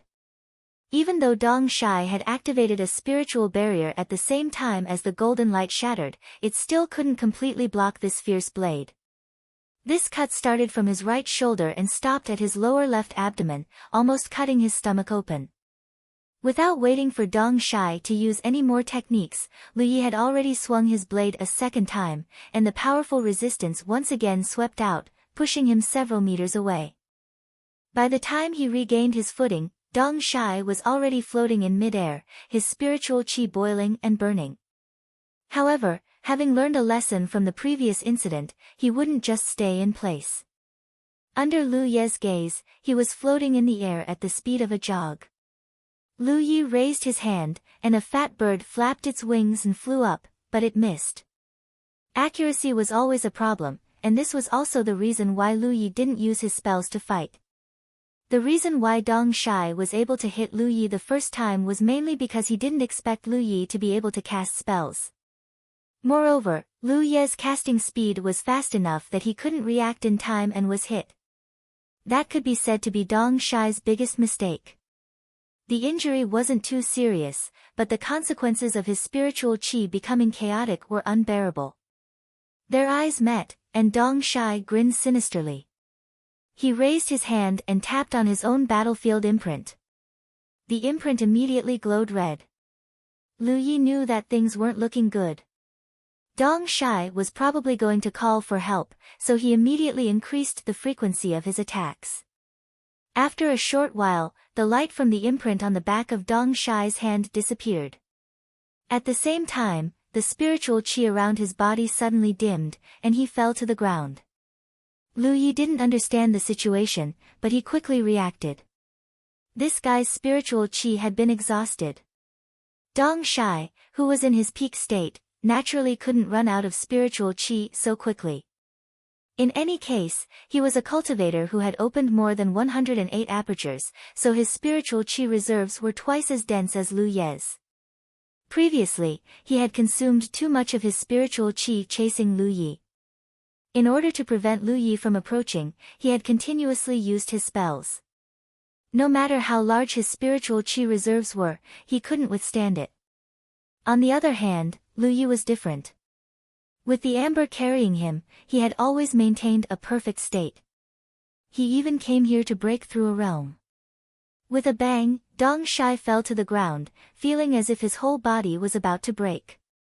Footsteps sounded from the side as Lu Yi slowly walked over with his saber. He didn't think Dong Shai was pretending to be him. Falling from such a high place wasn't a good feeling, especially when Dong Shai was seriously injured. In other words, this guy had really exhausted his spiritual qi. Standing in front of Dong Shai, Lu Yi looked down at him. Dong Shai's mouth and nose were full of blood, and his throat was gurgling. He looked at Lu Yi as if he wanted to say something. Lu Yi raised his saber, held the hilt in reverse, aimed at his heart, and stabbed down. Dong Shai's body suddenly straightened. "I'll wait for you on the Yellow Springs Road." At the last moment, Dong Shai gritted his teeth and said these words.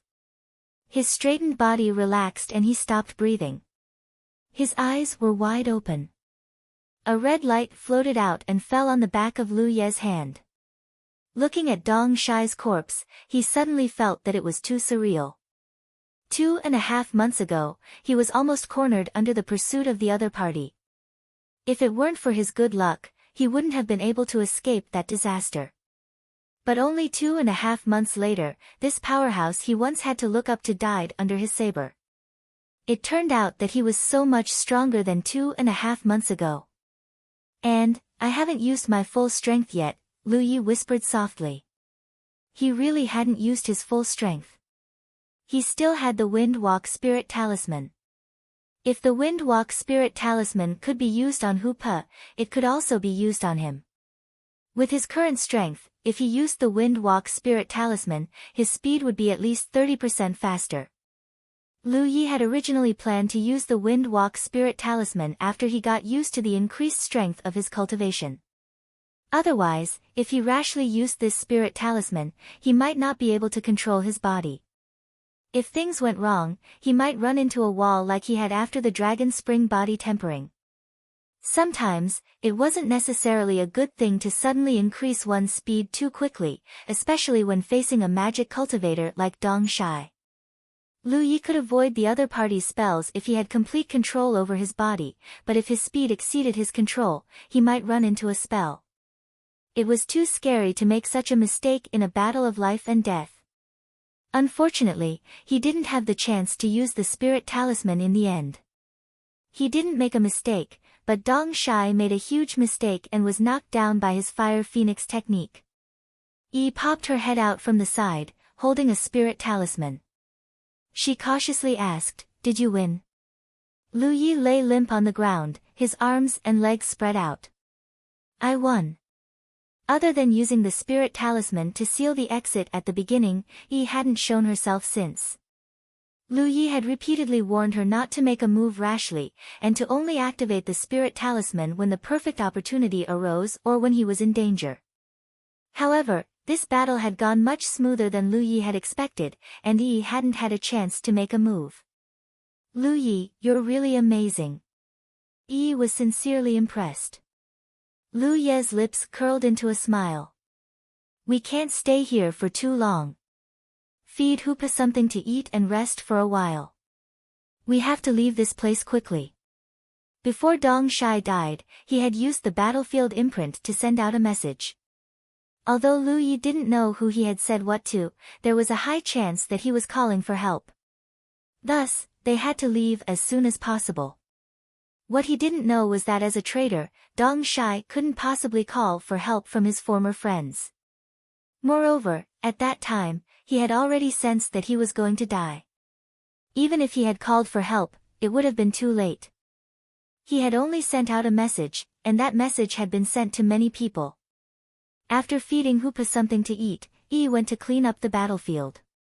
Soon, she excitedly ran back with a storage pouch. Lu Yi, we're rich." Looking at her enthusiasm, Lu Yi knew that his harvest was not small.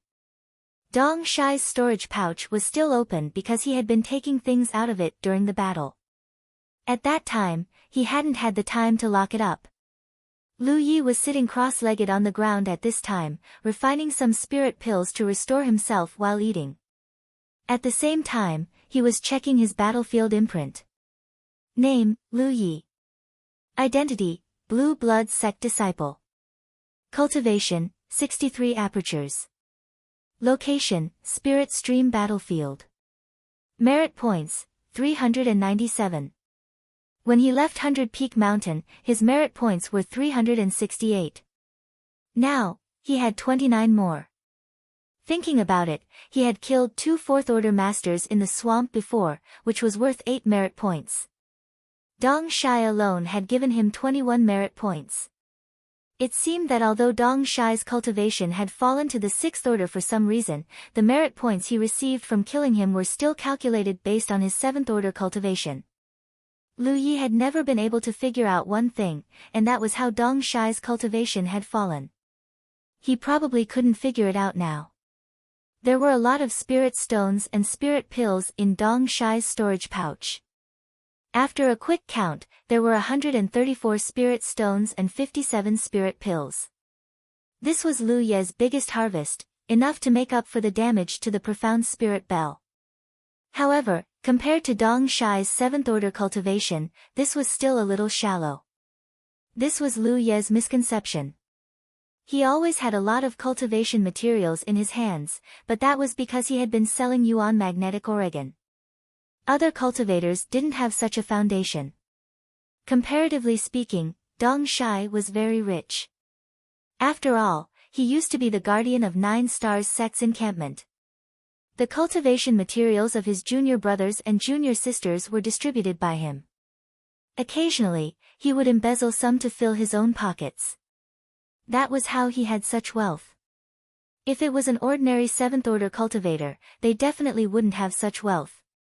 Because cultivators needed to consume materials, the monthly allotment from the sect couldn't be saved up.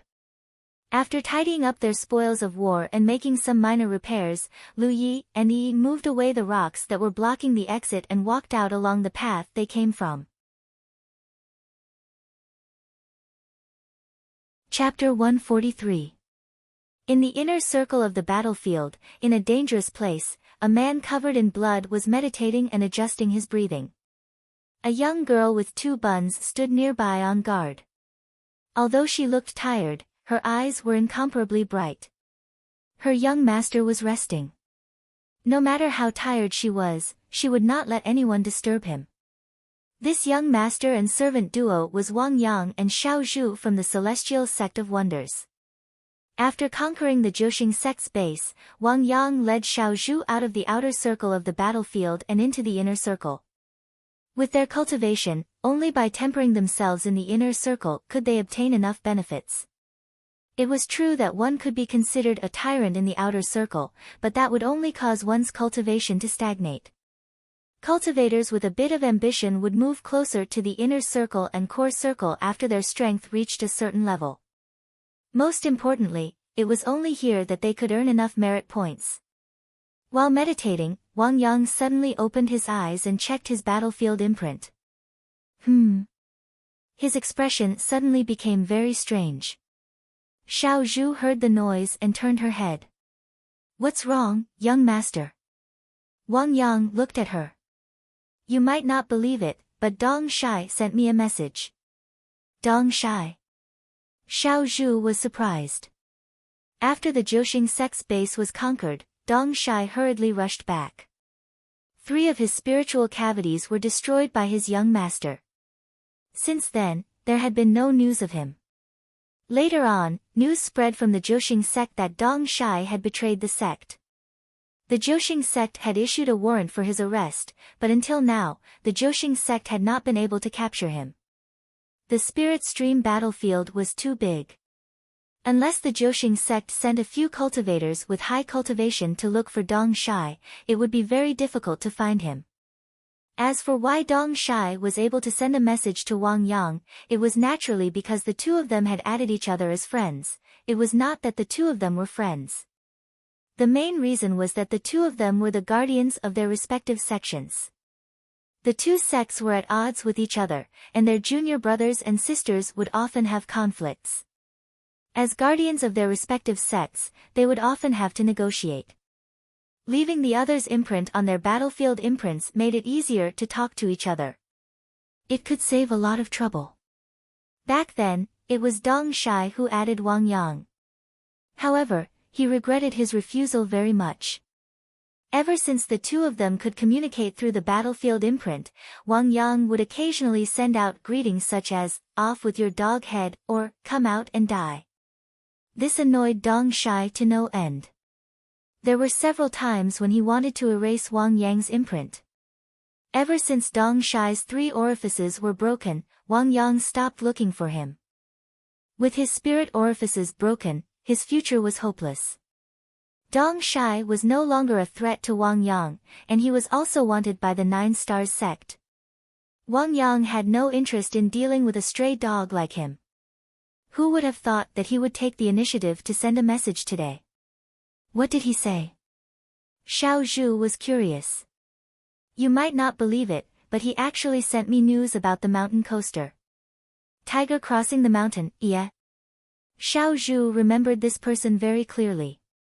Although he was not a disciple of the Celestial Sect of Wonders, the fact that the Celestial Sect of Wonders was able to take over the 9 Stars sect's encampment was largely due to this person. At that time, she was even ordered by the young master to sell him an earth-grade cultivation method. In a flash, almost 3 months had passed. Xiao Zhu did not expect to hear news about this person again. Moreover, it was from Dong Shai. There was something strange about this matter. No wonder the young master's expression was so strange. Take a look for yourself, Wang Yang said as he sent the message to Xiao Zhu. Xiao Zhu took a look and frowned. Lu Ye, riding a big white tiger, disciple of the Jade Blood sect of the War Province. He's a peerless genius. In 2.5 months, his cultivation base rose from the 3rd layer of the spiritual stream tier to the 5th layer of the spiritual stream tier. He's currently at Fengyun Mountain and is suspected to be on his way back to the sect. It was a sentence without rhyme or reason. If Lu Ye saw this message, he would probably be dumbfounded. He could not afford to be called a peerless genius. Back then, when his talent was tested in the Evil Moon Valley, he was only a one-leaf cultivator. He was ridiculed by that little bearded man called Leshan. The Jade Blood sect of the War Province? Xiao Zhu laughed in surprise. Young master, we guessed wrong. Tiger crossing the mountain doesn't seem to be a disciple of a major sect. Yes, we guessed wrong. Wang Yang's lips curled into a smile. However, his background is not inferior to those disciples from the top major sections. The Jade Blood sect of the War Province. Xiao Zhu mumbled. She did not pay much attention to this sect when she first saw it. She only felt that she had heard of it somewhere before. Now that she heard the young master's words, she suddenly reacted. Which sect is that? It's that sect. Xiao Zhu was shocked. She vaguely sensed that something was not right. Why did Dong Shai send this message to the young master? He didn't send it to me. He sent it to all the brands in the imprint when he was about to die. He's about to die. He's already dead. Wang Yang had already tried to contact Dong Shai when he received the news, but the brand belonging to Dong Shai in the battlefield imprint was slowly dissipating, a sign that the other party was already dead. In an instant, Wang Yang understood Dong Shai's intentions. This simple message was likely to set off a huge wave in the spirit stream battlefield and even the entire 9 provinces. Wang Yang did not know how many people Dong Shai had sent this message to, but from the way he had chosen to send it indiscriminately, he should not have been far from death before he sent the message, so there was no time to identify who the brands in the imprint belonged to. Was it Tiger crossing the mountain who killed Dong Shai? It was very likely. According to the message, Lu Ye was already a 5th-order spirit stream realm cultivator. Dong Shai's cultivation had fallen to the 6th order after he had broken 3 of his apertures. For some monstrous geniuses, killing someone 1 realm above them was not difficult. What kind of terrifying cultivation speed was this? If the message Dong Shai sent was correct, then Wang Yang had really underestimated Tiger crossing the mountain. The other party was indeed not from a top force, but even the disciples from those top forces might not be as strong as him. Inexplicably, the blood in Wang Yang's chest surged as he suddenly stood up. Young master. Xiao Zhu did not know why her young master was suddenly filled with fighting spirit. The grand ceremony is about to begin. Let's go and meet the heroes of the world. Wang Yang said as he strode out, at the same time ordering, spread the news. Xiao Zhu followed behind Wang Yang and raised her hand to tap on her imprint. It was at this point that many people in the spirit stream battlefield received the message from Dong Shai. Some of them didn't react at all, as they had no idea why Dong Shai had sent such a message. However, some of them had very serious expressions on their faces as they quickly reported the news to their superiors. 1 spread to 10, 10 spread to 100, and in less than half a day, the news had spread throughout the spirit stream battlefield. Those who paid attention knew that a genius disciple had appeared in the War Province's Jade Blood sect. His cultivation speed was extremely fast, reaching the 5th order from the 3rd order spirit stream realm in just over 2 months. There was no shortage of cultivation geniuses in this world. Reaching the 2nd order spirit stream realm in just over 2 months seemed like a big improvement, but in the early stages of a cultivator's cultivation, as long as the resources and cultivation environment were good enough, this kind of speed could be achieved, especially for disciples from top sects. Or perhaps they had some kind of fortuitous encounter on the battlefield. No one knew what kind of space the Spirit Stream battlefield was, or where it was located in the 9 states. Some people speculated that the Spirit Stream battlefield had nothing to do with the 9 states, and that it was a world outside of the 9 states. Others speculated that the Spirit Stream battlefield was a space that had been isolated from the 9 states by some great power in ancient times. Both speculations had their reasons, because there were many ruins in the battlefield that did not belong to the 9 provinces at all. There were also some ruins that were extremely ancient. These ruins were usually not noticed by people and were hidden very deeply, but there were always some people with heaven-defying luck who could obtain some kind of fortuitous encounter in these places and soar to the heavens. If that Jade Blood sect disciple had some kind of fortuitous encounter on the battlefield, it would explain why he could reach the second-order Spirit Stream realm in just over 2 months. But soon, news about Lu Ye spread from the 9 provinces. Less than half a year ago, the War Province's Grand Heaven Alliance attacked Evil Moon Valley. After Evil Moon Valley was captured, the 10 sects began recruiting disciples, and Lu Ye was accepted by the Jade Blood sect. His real name was Lu Ye, and Ye was just a nickname given to him at that time because during the talent assessment, he had only 1 leaf. At that time, he had only opened the first aperture. In other words, Lu Ye had grown from a 1-apertured cultivator to a 5th-order Spirit Stream realm in less than half a year. On average, he would advance by 1 realm every month. Compared with 2.5 months to reach the 2nd-order Spirit Stream realm, it was undoubtedly more shocking to go from a 1-aperture cultivator to a 5th-order Spirit Stream realm in less than half a year. A 1-leaf cultivator could not be called a genius, and his rapid growth could only be explained by a fortuitous encounter. Moreover, he did not have a good cultivation environment, because the sect master of the Jade Blood sect, Tang Yifeng, was ambushed on the way back to the sect. Later, news spread that although Tang Yifeng had killed the ambusher, he had also been seriously injured. For the past half a year, he had been recuperating in Ao Mountain. As for Lu Yi, he had died tragically in the aftermath of the battle. The Jade Blood sect, which had just accepted 1 disciple, had lost its inheritance.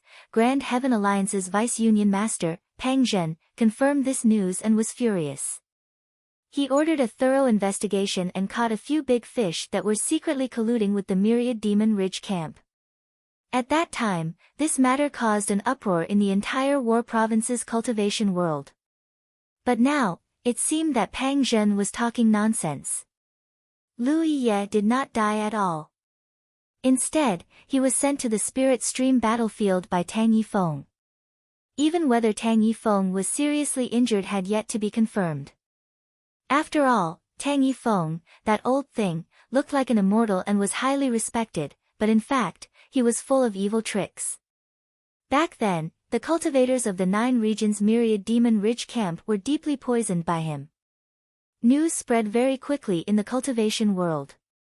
In just 1 day, Lu Ye's origin, and even the fact that he and the sect master were ambushed on the way back to the sect, were all dug up. The only thing missing was the color of his underwear. Some things could not be hidden at all. As long as there were clues, those who were interested could connect all the dots. For a time, many sects became serious. A few decades ago, the Jade Blood sect of the War Province was a famous sect in the entire 9 provinces. It was also the nightmare of many hostile forces. During that era, the cultivators of the Myriad Devil Ridge struggled to survive under the oppression of the Jade Blood sect. Chapter 144. At the core of the battlefield was the encampment of the second-grade sect, Pill Heart sect. On a mountain peak at the back of the mountain, there was a protruding rock that resembled an eagle spreading its wings. It was called Eagle Flying Rock. A figure sat on the Eagle Flying Rock. He wore a white close-fitting robe embroidered with red clouds.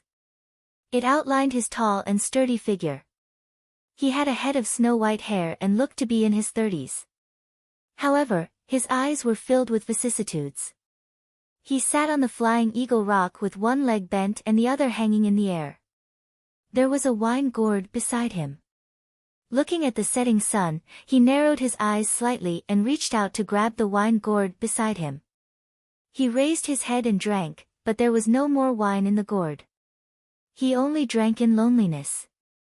The white-haired young man shook the gourd and sighed.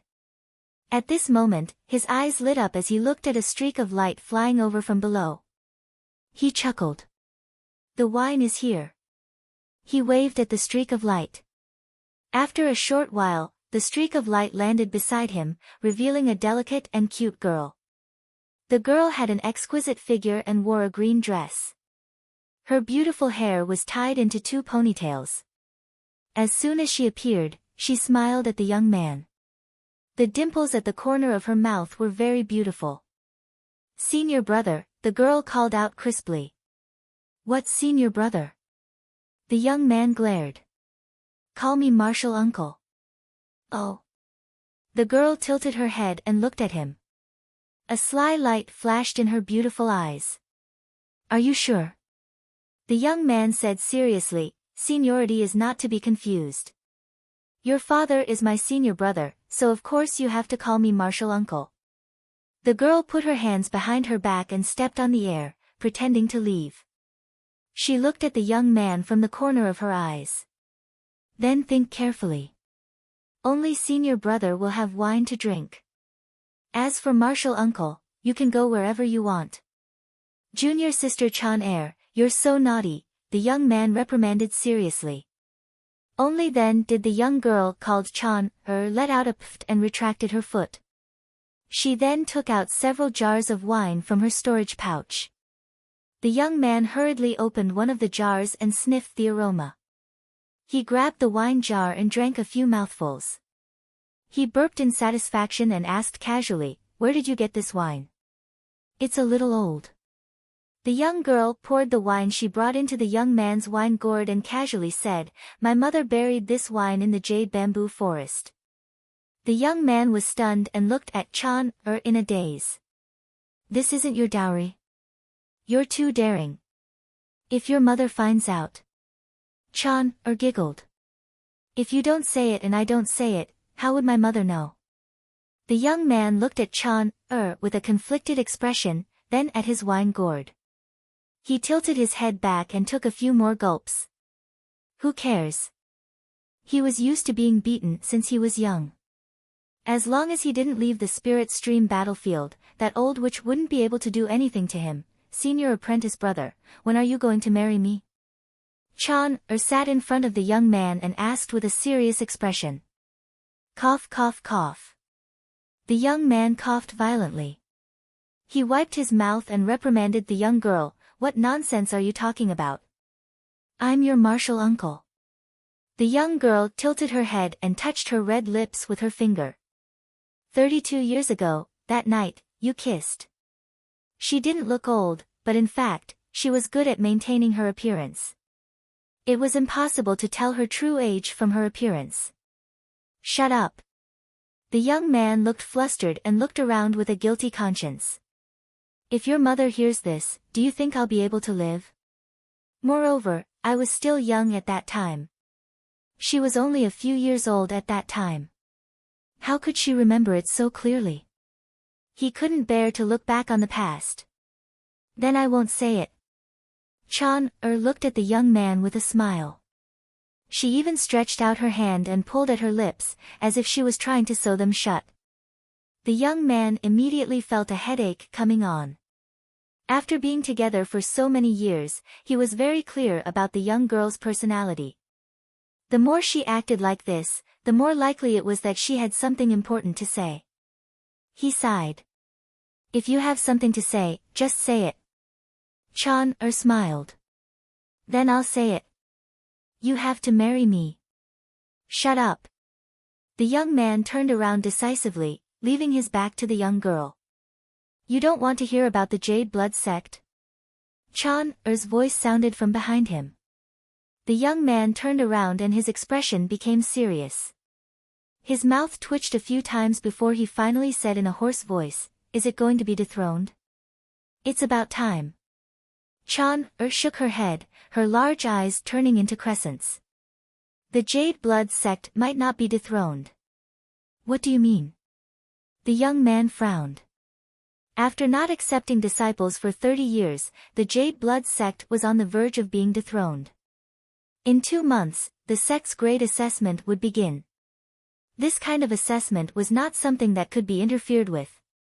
His old man and his senior sister had held on for 30 years, but the Jade Blood sect had slowly fallen from 1st grade to 9th grade. This time, it would be impossible for it to retain its name. I heard that half a year ago, Old Man Tang accepted a disciple, but on the way back, he was attacked. Old Man Tang had no choice but to send him to the Spirit Stream battlefield.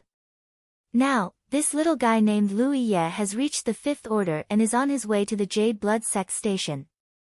Before Chan finished speaking, the young man stood up, his face filled with shock and disbelief.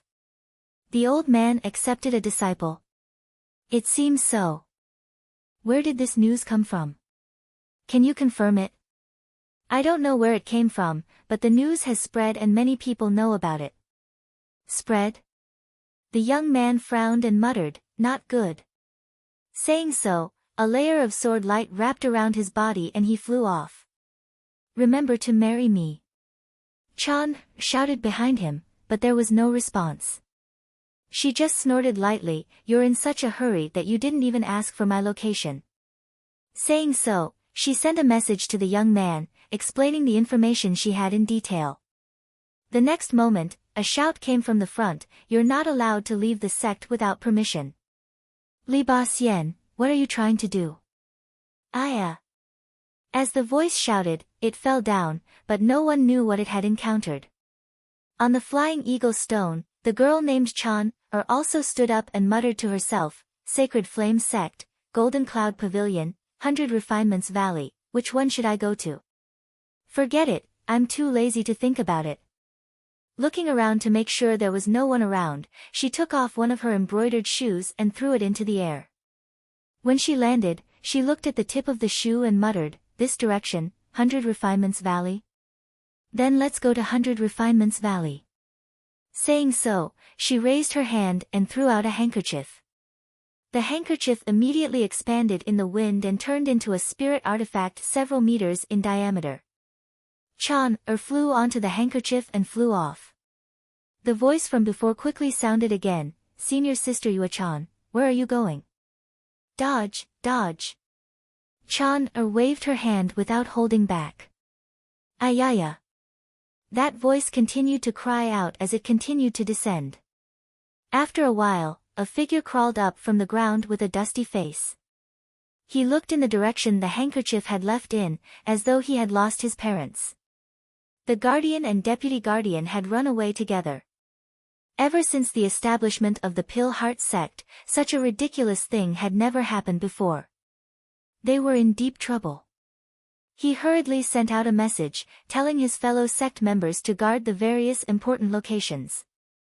He even activated the defensive array to prevent enemies from taking the opportunity to invade.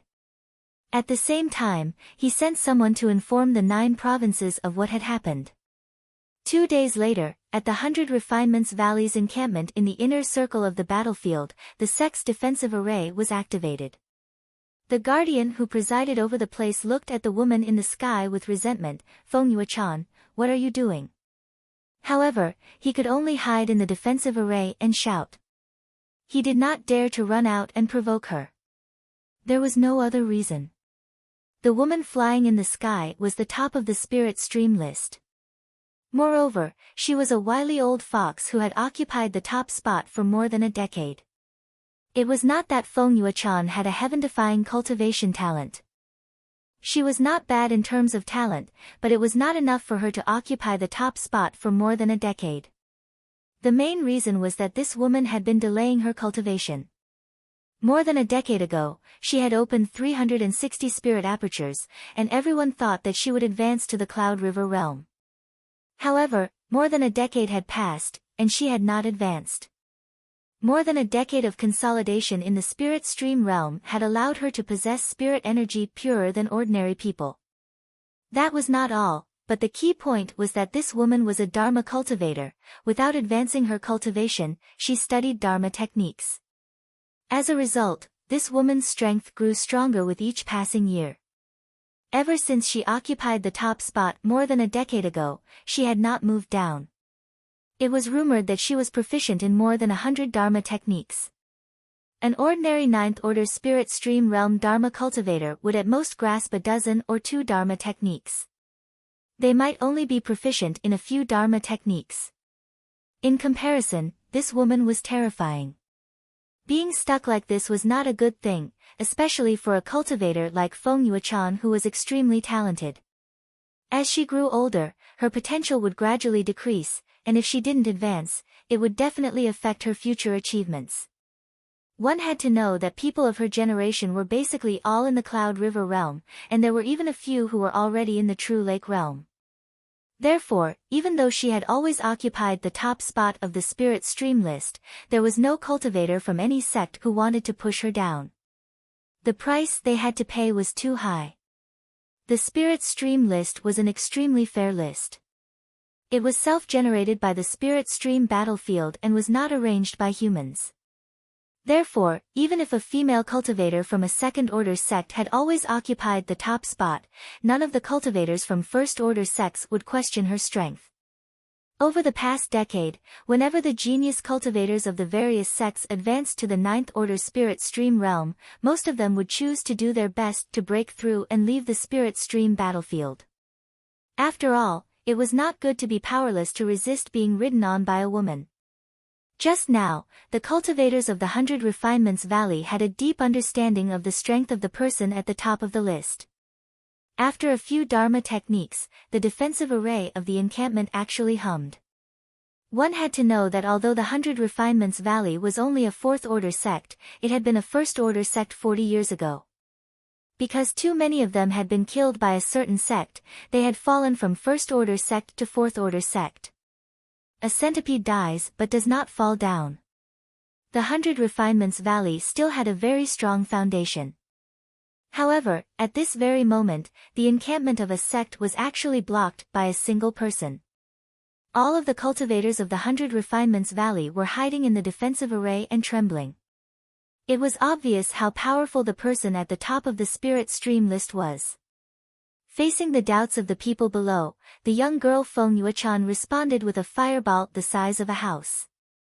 Compared to Feng Yuechan's fireball technique, the difference between Dong Shai's fireball technique and Feng Yuechan's was like the difference between a grandson and a grandfather.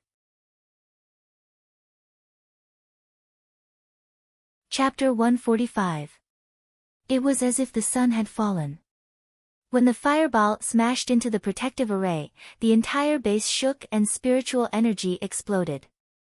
Although the protective array blocked the power of the spell, the power of the fireball still seeped in, causing the temperature in the base to rise. Tell your people to come back, or this young lady will start a massacre. Feng Yuechan stood on her flying spirit artifact and shouted. The guardian envoy in charge of the station didn't dare to be negligent and quickly sent a message to his senior brother and senior sister. He could tell that Feng Yuechan wasn't joking. For a moment, some of the 100 Refinements Valley cultivators who were rushing towards the outer circle of the battlefield cursed and retreated. In recent days, the Spirit Stream battlefield had been very lively, much livelier than before, especially the sects in the inner ring. Several sects in the Grand Heaven Alliance camp had declared war on the nearby Myriad Demon Ridge forces. What was even more outrageous was that a Grand Heaven Alliance sect called the Ding Palace had crossed the territories of several sects and declared war on Clear Sky sect, which was thousands of kilometers away from them. When the war was declared, the low-level cultivators of Clear Sky sect were stunned.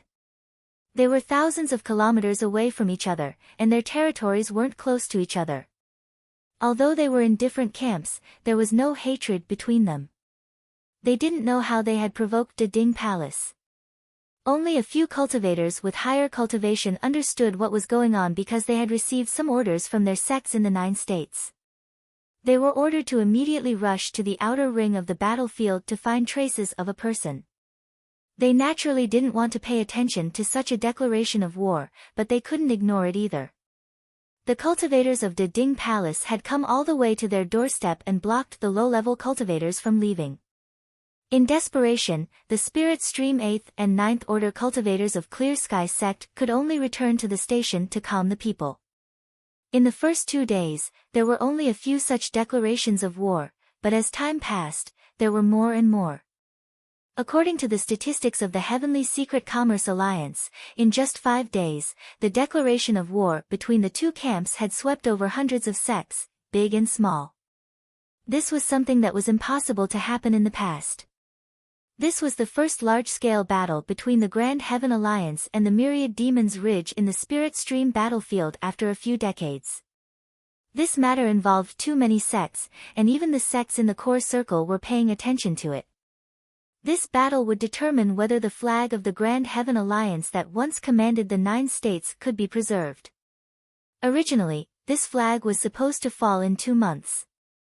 However, during this sensitive period, a minor character had suddenly appeared to maintain this flag.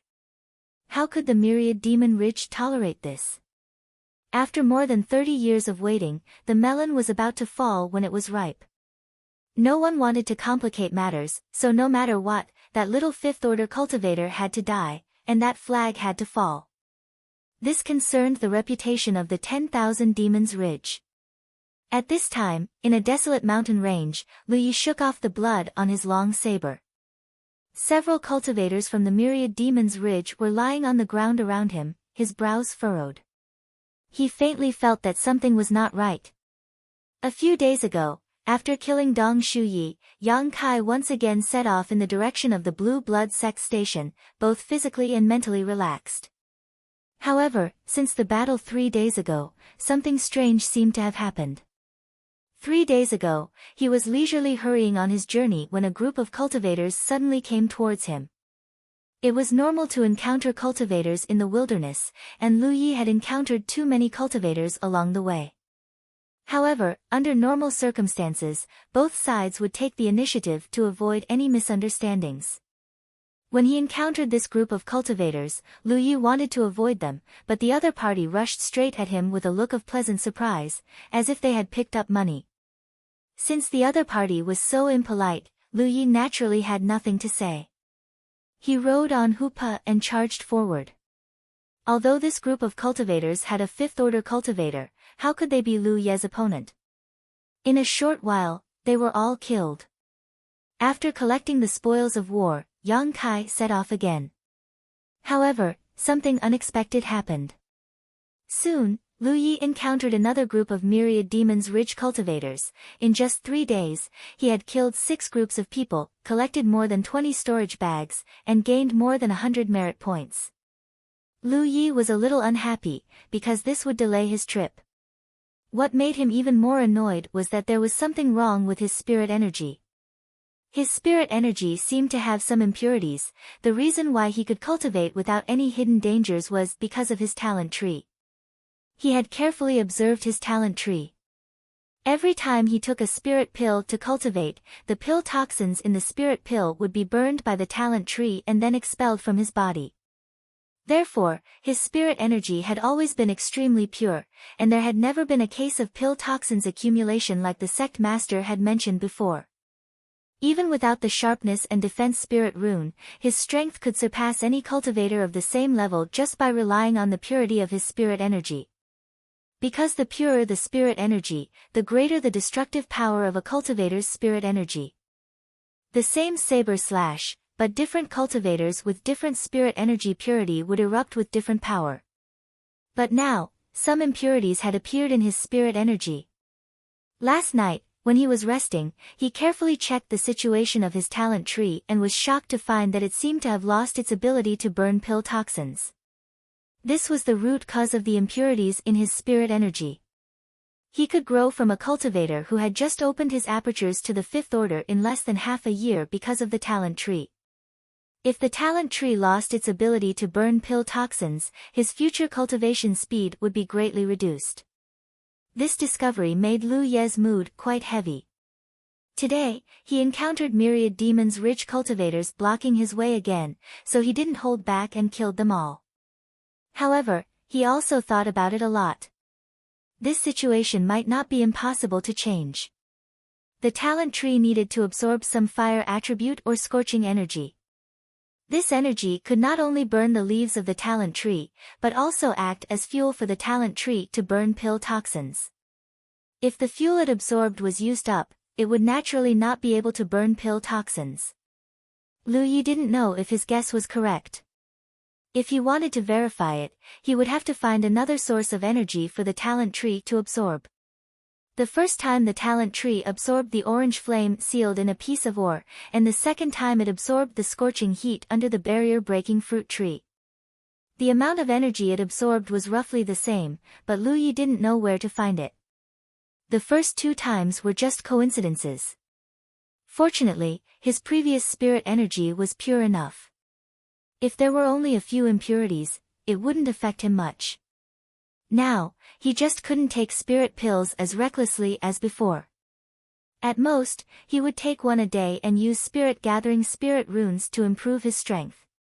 He still had a lot of spirit stones on hand. He originally planned to go to the Heavenly Secret Commerce Union and ask if he could buy something to fuel the talent tree. But now, he couldn't go. In the past few days, he had encountered several waves of myriad demons ridge cultivators, and each wave was led by a 5th-order cultivator. He felt like he was being targeted. Yi was cleaning up the battlefield. Lu Yi looked up and saw an eagle circling in the sky, seemingly looking for prey. At the same time, 3 kilometers away from Lu Yi, under a big tree, several cultivators were gathered. Several corpses were lying around them, and in front of them was a miniature spirit artifact that looked like a shadow moon disk. Lu Ye's figure was reflected on it. It was a bird's eye view from high up in the sky. Several people were quietly watching the scene on the miniature shadow moon disk. A man gulped, "Is that a 5th-order cultivator?" They had seen with their own eyes how Lu Yi cut down the group of myriad demons ridge cultivators like he was cutting melons and vegetables. His movements were clean and nimble. At a glance, it was obvious that he had killed many people. Moreover, the speed at which he killed his enemies was something that ordinary 6th-order cultivators couldn't compare to. "Are we sure?" Another person asked. "Don't be mistaken." A 5th-order cultivator riding a snow-white tiger from Feng Yun Mountain to the Blue Blood sect. 16 or 17 years old, who else could it be but him? The leader of the group, a voluptuous woman, spoke. The miniature shadow moon disk was maintained by her spirit energy. Looking at her cultivation, it was clear that she was a 7th-order cultivator. Accompanying her were 3 6th-order cultivators and several 5th-order cultivators.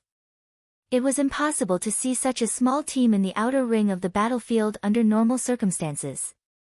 They had originally set off from their own station to the junction between the outer ring and the inner ring. Because of their strength, it was a suitable place for them to gain experience, but halfway through, they received orders from their masters and hurried over. They didn't know much about the grievances of the previous generation, but they knew that their sect owed a debt of gratitude to the Blue Blood sect. So, when the news began to spread uncontrollably, their sect elders ordered them to come and rescue this young man riding a white tiger and protect his safety. They weren't the only sect to take action. The entire spirit stream battlefield was now surging with undercurrents and surging waves.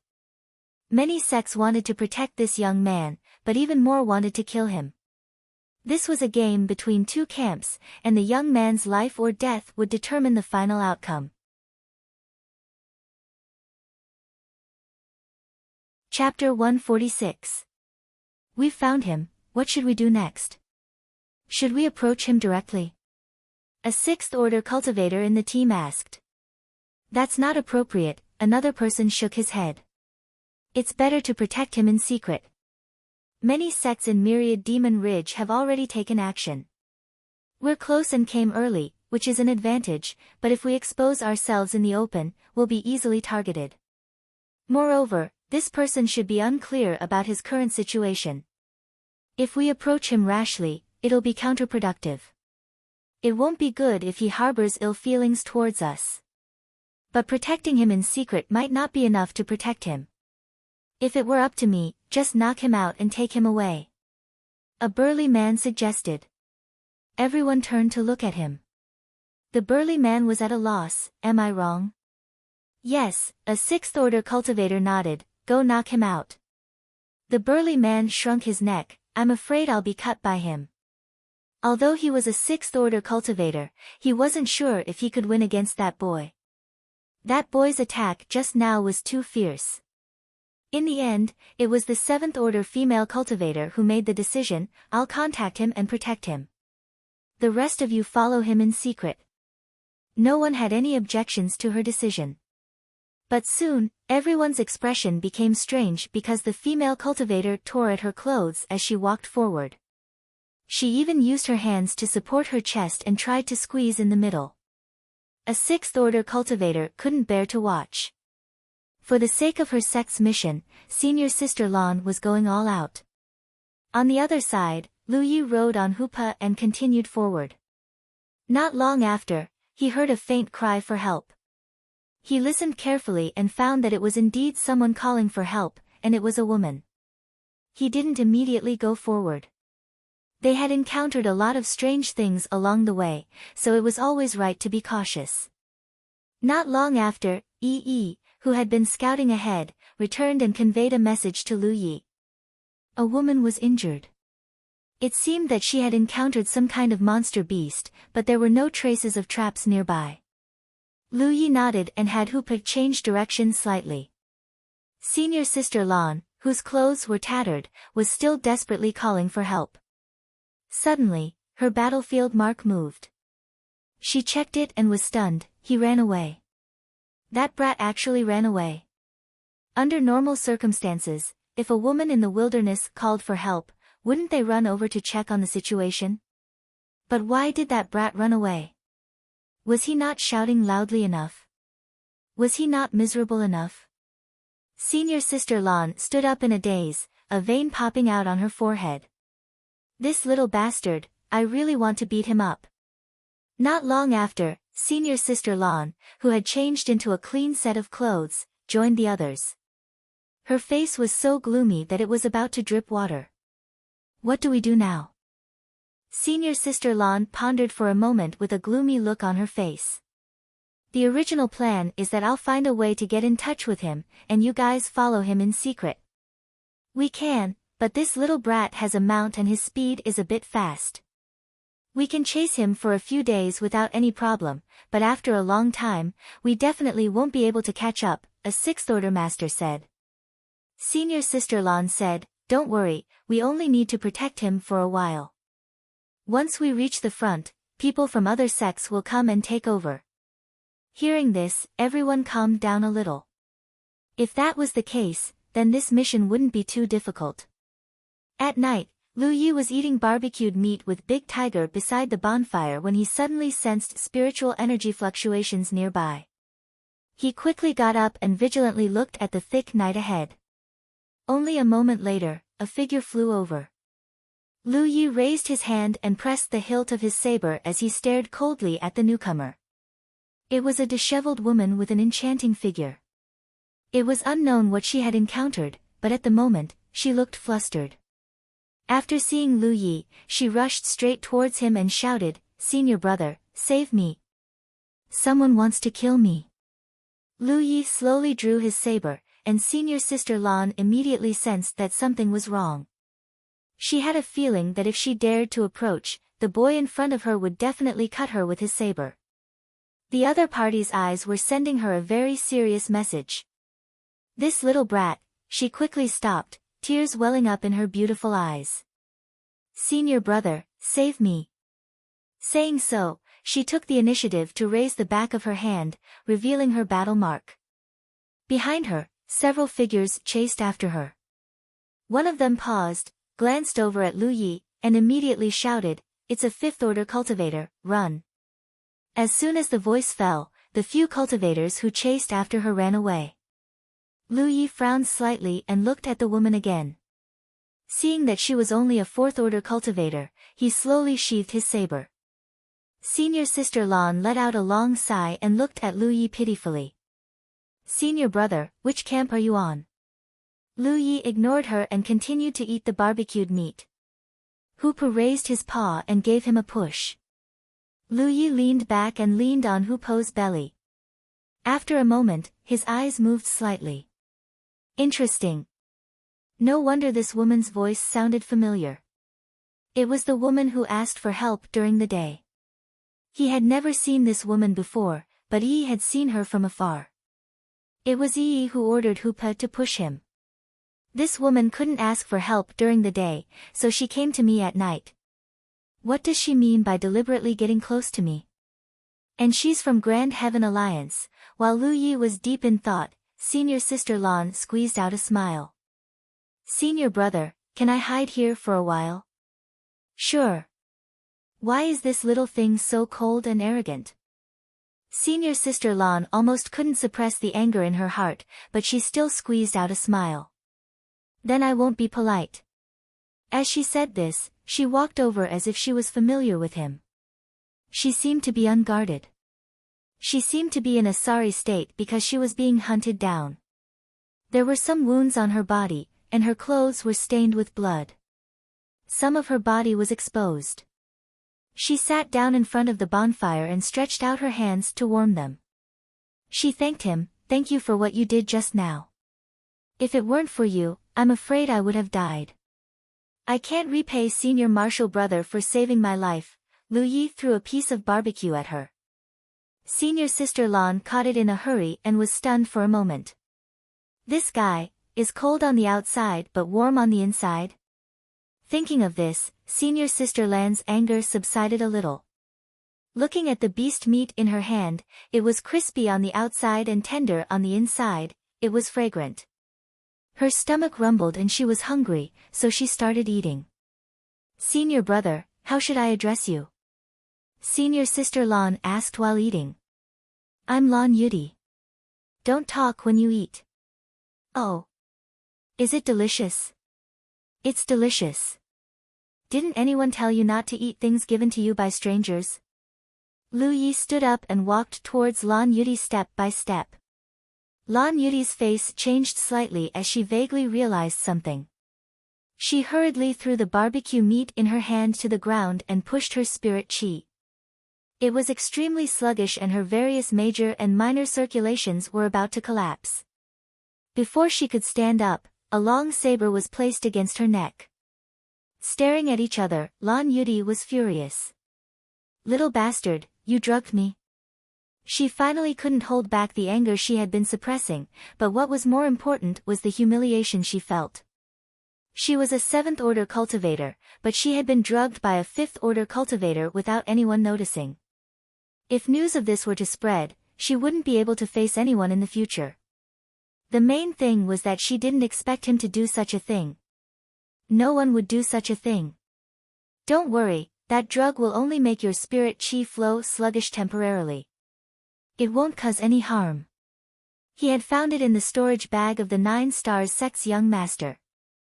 Later, he had Hua Xiai appraise it and memorized the effects of each drug, so he had kept it. Tell me, why did you approach me? What? Lan Yudi was puzzled. You were the one crying for help during the day, and now you're the one asking for help at night. Is there such a coincidence? You. Lan Yudi really didn't understand. This little brat clearly hadn't seen her during the day, so how did he recognize her? Just by her voice. Looking at Lu Yi, who was looking down at her, Lan Yudi suddenly smiled. Amazing. The target of this mission was unexpectedly shrewd. You admit it? N. Lan Yudi lowered her head, her long hair covering her expression. Lu Yi immediately sensed that something was wrong because the aura around this woman's body was becoming denser at a speed visible to the naked eye.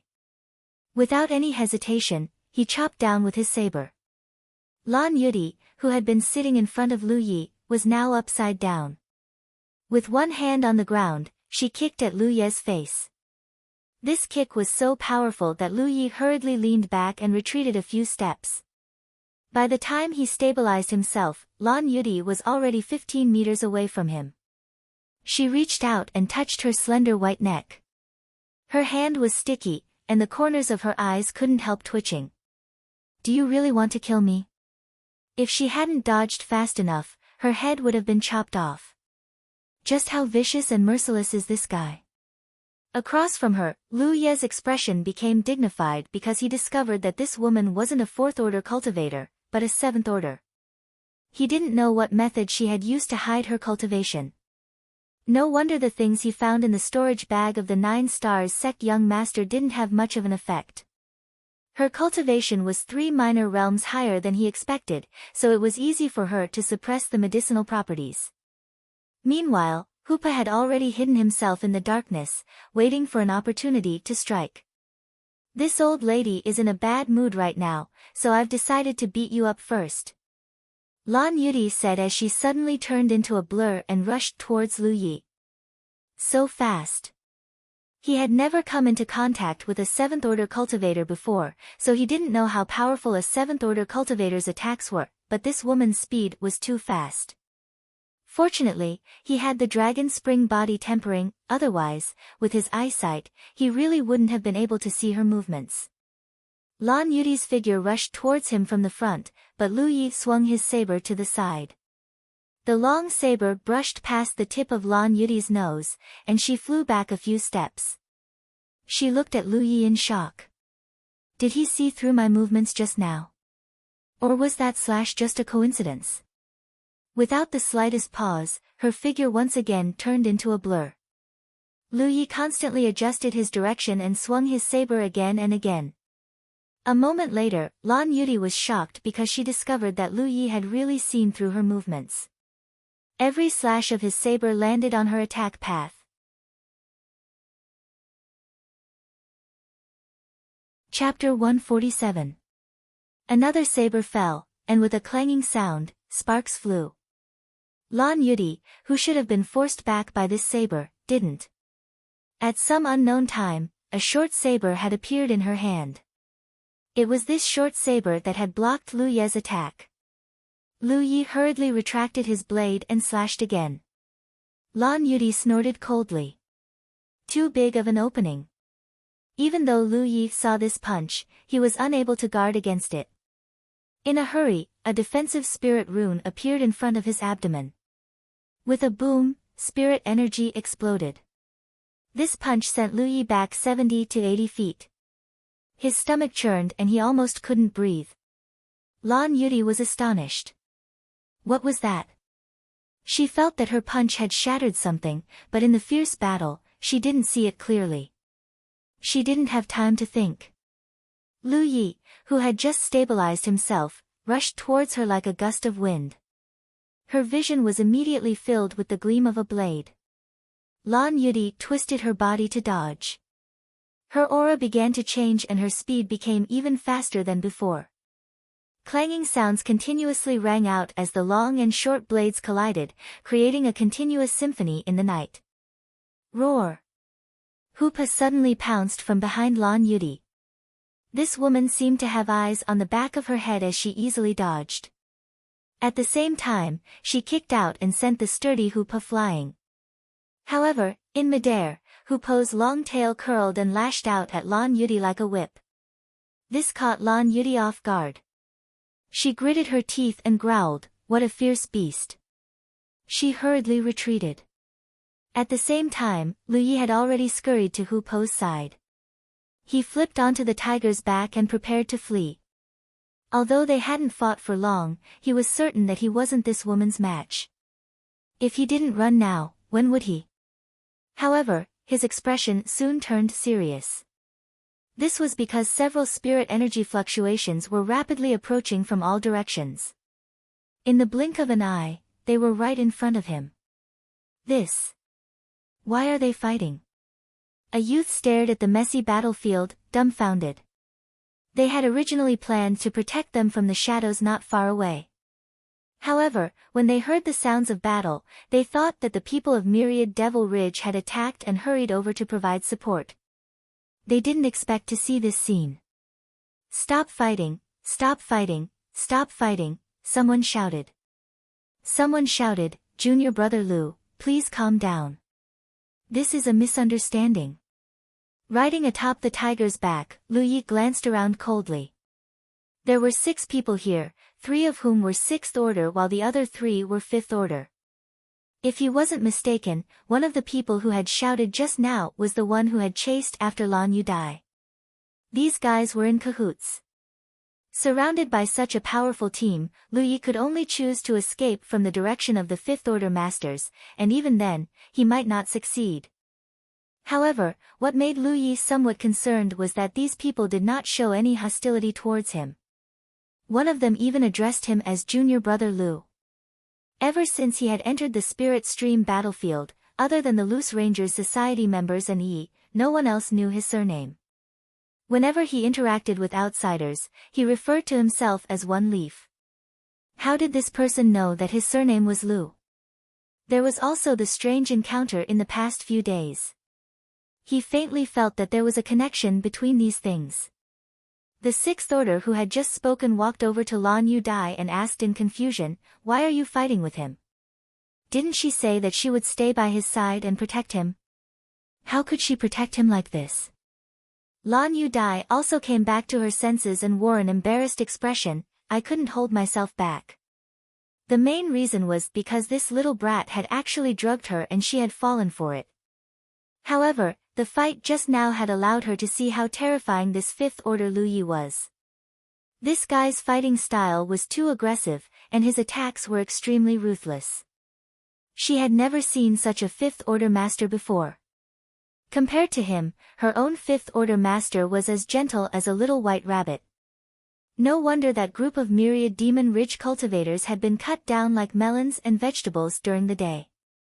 His powerful aggressiveness and ruthless attacks could easily intimidate cultivators in the same realm and cause them to succumb to his blade. "Who are you?" Lu Yi did not relax his vigilance. When he asked this question, he glanced towards one of the 5th order masters. Breaking through from this side had the highest chance of success. The young man who had spoken earlier secretly felt a headache. He could see Lu Ye's vigilance and distrust, which was understandable. If he were in Lu Ye's position, he would also not easily trust a group of strangers. He did not directly answer Lu Ye's question to avoid any more misunderstandings. At the same time, to ensure that the conversation went smoothly, he raised his hand and said solemnly, "Purple Cloud Mountains Chi Xin respectfully invites Heaven's Secret. The 7 of us have no malice towards Junior Brother Lu Yi and are only here for the sect's mission. Please bear witness to this." Something seemed to fall from the heavens. Chi Xian looked at Lu Yi on the tiger's back and said, "Junior brother, please calm down." Lu Yi frowned and slowly sheathed his long saber. The Heaven's Secret oath was not something to be trifled with. Since the other party dared to swear such an oath, it meant that they had no malice towards him. Chi Xian's face turned solemn. "I know that Junior brother must have a lot of questions, but this is not the place to talk. Junior brother, please follow us to a secluded place, how about it?" Lu Yi was silent for a moment before nodding, "All right." He really did have a lot of questions now. "Please." Chi Xian stretched out his hand and led the way. The others also stepped forward to follow him. "Wait a moment." Lan Yudi raised her hand. "Senior sister, what's the matter?" Chi Xian turned around and asked.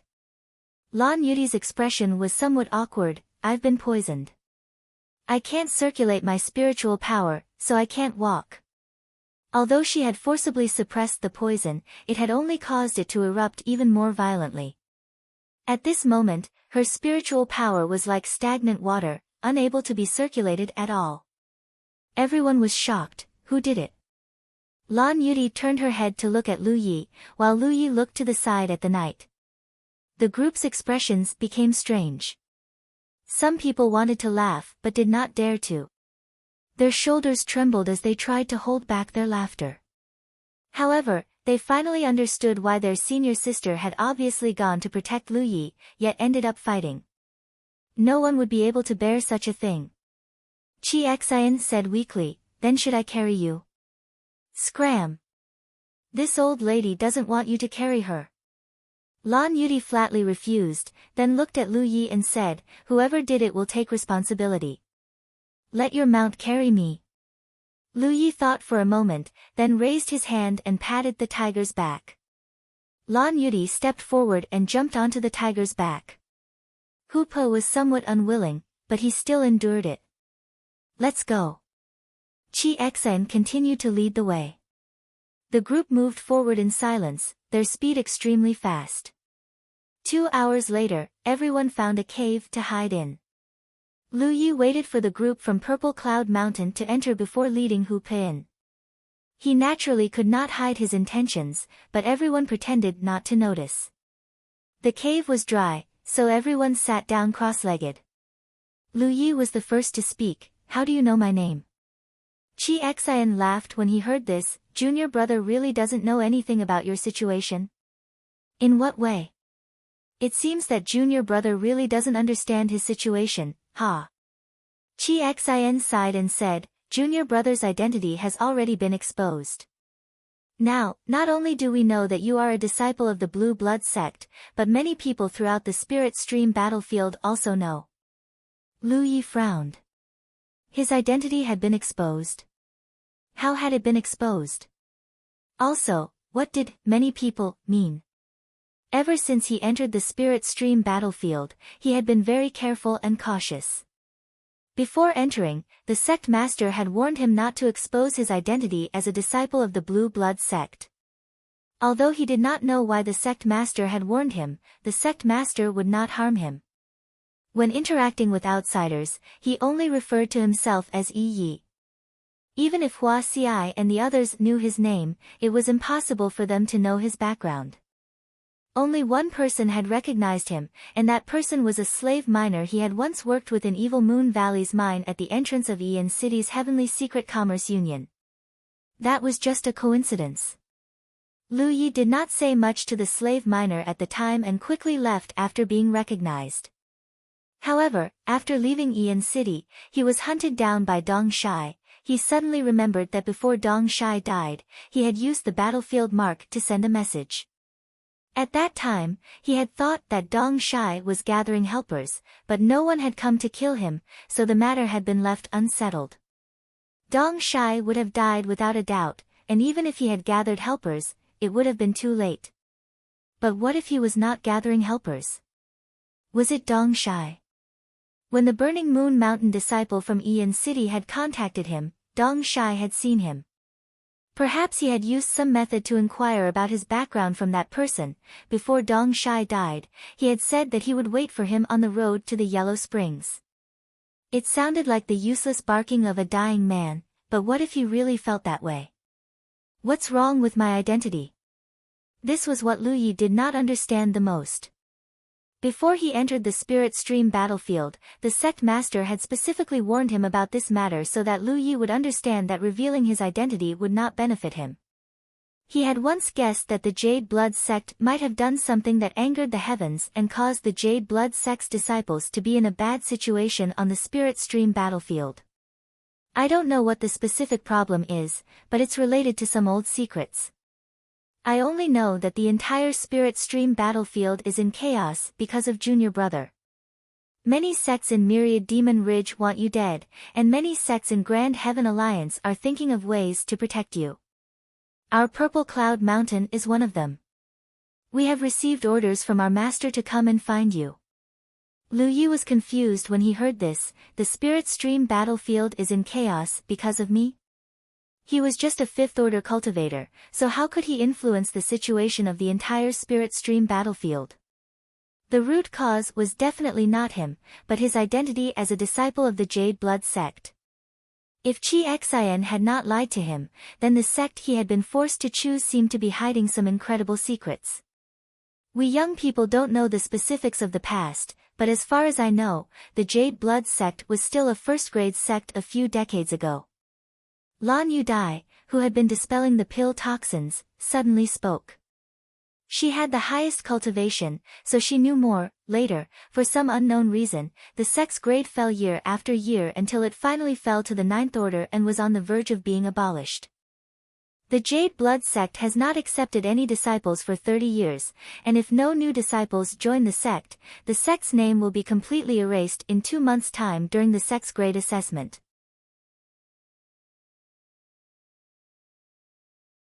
Chapter 148. Many sects in the Myriad Demon Ridge have been waiting for this day, but half a year ago, the Jade Blood sect accepted a disciple, allowing the Jade Blood sect to continue existing. That disciple was you. Lan Yudi looked at Lu Yi quietly. Originally, everyone thought you were dead because it was rumored that Elder Tang of the Jade Blood sect was ambushed when he brought you back to the sect. Elder Tang was seriously injured and you died in the aftermath of the battle. However, a few days ago, news about you suddenly spread in the Spirit Stream battlefield. Therefore, many sects in the Myriad Demon Ridge who don't want the Jade Blood sect to continue existing have secretly made their move. They want to kill you halfway because if they kill you, the Jade Blood sect will cease to exist in 2 months. Lu Yi didn't say anything as he digested this information. He never knew that his life and death were related to the survival of the Jade Blood sect. Hadn't accepted a disciple in 30 years? Lu Yi recalled that when he asked the sect master about the disciples on the Flying Dragon ship, the sect master had avoided answering. At that time, he only felt that his sect's talent had withered and the sect was declining, but now it seemed that the situation was more serious than he thought. It wasn't that the sect's talent had withered or the sect was declining, it was that the sect was about to be eliminated. In the past few days, he had encountered so many cultivators from the Myriad Demons Ridge's camp. That made sense. Those fellows were here specifically to find him. No wonder they were so happy to see him. Many sects from the Myriad Demon Ridge have already made their move. Many sects from the Grand Heaven Alliance have also intervened. One side wants to kill you and the other side wants to protect you. The situation at the Spirit Stream battlefield has become extremely chaotic. Which side will win will depend on whether you can return to the Jade Blood sect station alive. Our sect was indebted to the Jade Blood sect in the past, so we were ordered by our sect to escort you. We didn't reveal our identities immediately because we were afraid you wouldn't trust us and also to guard against the Myriad Demon Ridge's actions. It's more convenient to hide in the dark after all. Senior Sister Lan can protect you. That's all the information we have right now. You can ask anything you want. Chi Xian said simply and looked at Lu Yi. Of course, Lu Yi had many things he wanted to ask, such as how the sect master's injuries were and why the Jade Blood sect was being targeted like this. However, others might not know these things. He thought about it and said, so, there will be people with high cultivation levels coming to kill me? Of course, there will be people from the core circle who will make a move. However, even if those people can fly, it will take some time for them to rush over. Right now, the people we need to deal with don't have high cultivation because they are all rushing over from nearby. However, the further we go, the stronger the enemies will be. However, you don't have to worry too much. Since the Myriad Demons Ridge has taken action, the Grand Sky Alliance has also taken action. At the very least, that person has already set off. As long as we can delay until that person arrives, it won't be a problem to keep you alive. Who is that? Lu Yi asked. Lan Yudi shook her head. When you see him, you'll naturally understand. That person's temper isn't good. I don't want to talk about him behind his back.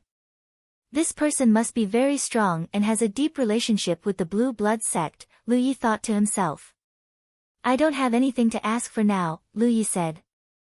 Then let's make a plan. Lan Yudi glanced at Hupa who was prostrating himself behind Lu Yi. You have 2 choices now. One is to travel with us alone. That way, you'll be able to avoid being noticed. Everyone knows that you're riding a snow white tiger. As long as those from the Myriad Demons Ridge see this white tiger, they'll be able to find you. It's the most eye-catching symbol. I choose the second choice.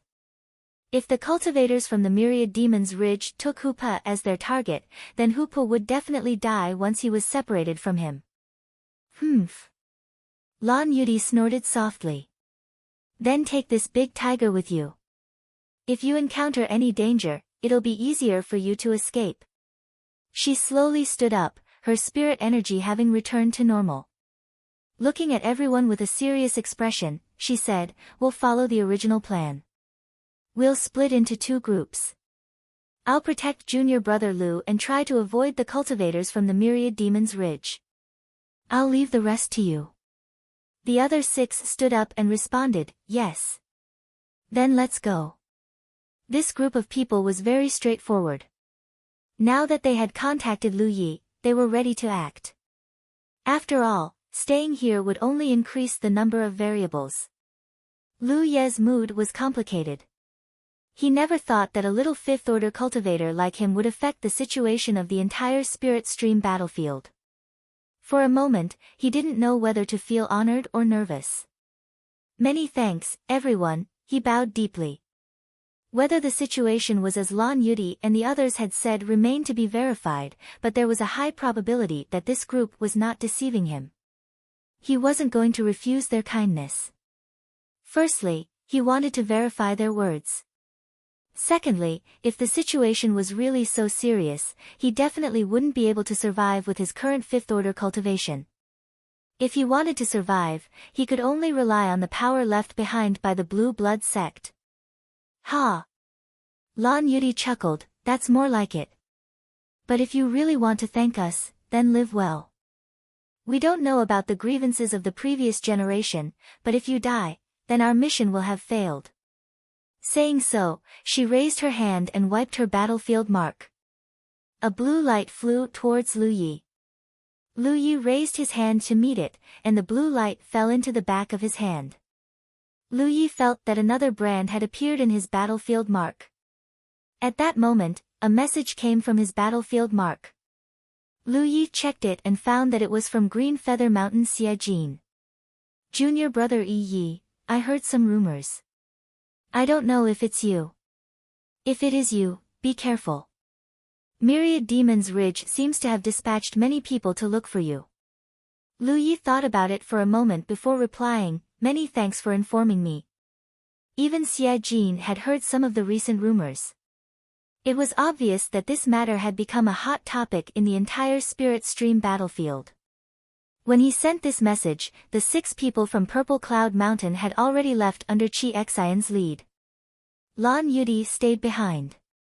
The 2 waited silently in the cave for half an hour before Lan Yudi suddenly said, let's go. She jumped onto the tiger's back, causing Lu Yi to stare at her in amazement. What are you waiting for? Come on, I can't run away with you, right? Lan Yudi urged. Lu Yi could only follow suit, but he sat behind Lan Yudi. Hoopa scurried out of the cave, and under the guidance of Lan Yudi, it began to run. It had heard the conversation between Lu Yi and the people from Mount Purple Cloud, so it knew that the current situation wasn't very good. Therefore, it moved quietly, trying its best to avoid making any noise. Your pet beast is quite fast. Lan Yudi said, trying to defuse the awkwardness in her heart. The main issue was that there was a fiery aura on her back, which made her feel very uncomfortable. However, since she had to protect Lu Yi, she had no other choice but to ride with him. Lan Yudi seemed to have a carefree personality, but she had never been so close to a man before. While riding, it was inevitable that there would be some physical contact, causing goosebumps to appear on her smooth back. 4 hours later, intense spiritual power fluctuations suddenly came from nearby. Someone was fighting fiercely in that direction. However, Lan Yudi had already directed Hoopa in a different direction, perfectly avoiding that area. For her, the most important thing right now was to prevent Lu Yi from being exposed. If there were cultivators from Myriad Devil Ridge nearby, Chi Xian and the others would deal with them. An eagle in the sky continued to follow Hoopa. Under the eagle's gaze, it was clear as day what was happening on the ground. Forward, forward, forward. Every 4 to 6 hours, Lan Yudi would have Lu Yi stop and rest for a while. She and Lu Yi naturally didn't need to rest, but Hoopa needed to replenish his strength. Chi Xian and the others, who were secretly eliminating hidden dangers, also needed to rest. One day later, on the way, Lan Yudi suddenly asked, Junior brother Lu, are you sure you can block a 6th order cultivator? N. Lu Yi responded in a muffled voice. Good. Lan Yudi nodded. When she briefly fought with Lu Yi before, she realized that Lu Ye's strength far exceeded that of an ordinary 5th order cultivator. An ordinary 5th order cultivator wouldn't be able to block her attacks, even if she hadn't used her full strength at that time. Then let me see what you're capable of. Later, there will be a woman in red, you'll have to entangle her, don't show her any mercy. Is she beautiful? I don't know if she's beautiful or not, but her figure is very good. Hey, you won't really go easy on her, will you? Lan Yudi's pretty face sank. She almost wanted to change direction. However, if they didn't deal with the myriad Devil Ridge cultivators in front of them, Chi Xian and the others would be in trouble. Chi Xian and the others had already fought with another group of myriad Devil Ridge cultivators. However, it was too late to change direction now because Hoopa could already see the figures of the people in front of them from afar. Lan Yudai's body was half squatting on the tiger's back. She took out a short knife in each of her hands. Her curvaceous body was filled with explosive power at this moment. She looked like a cheetah that was about to pounce on its prey. The people in front also saw Hoopa's figure at this moment. At first, they were stunned, but then they became overjoyed. One of them shouted, "It's Lu Ye." A vein popped out on Lu Ye's forehead. He secretly swore that if he had the chance, he would definitely beat up that Vitality Sex Lushan. The distance between them quickly closed. 200 meters away, Lan Yudi shouted, "Big Bai, be careful." She was warning Hoopa. Hoopa growled. "You're Big Bai. Your whole family is Big Bai." Lan Yudi's figure suddenly blurred as she rushed forward 200 meters. Lu Yi looked up and saw an afterimage brazenly rushing into the group of cultivators. A spell technique flew out and scattered the afterimage. Lan Yudi's figure had already appeared behind the enemies. Lu Yi didn't even see how she got there. He immediately understood that Lan Yudi hadn't used her full strength in the previous fight. Saber lights flashed, accompanied by a blood-curdling scream. A 6th order cultivator fell into a pool of blood. It was an instant kill. Even if there was a gap in strength between the two of them, it wasn't easy to achieve this. The myriad Devil Ridge cultivators were obviously frightened. One of them cried out, a 7th order ghost cultivator. "Be careful." The scene immediately turned chaotic.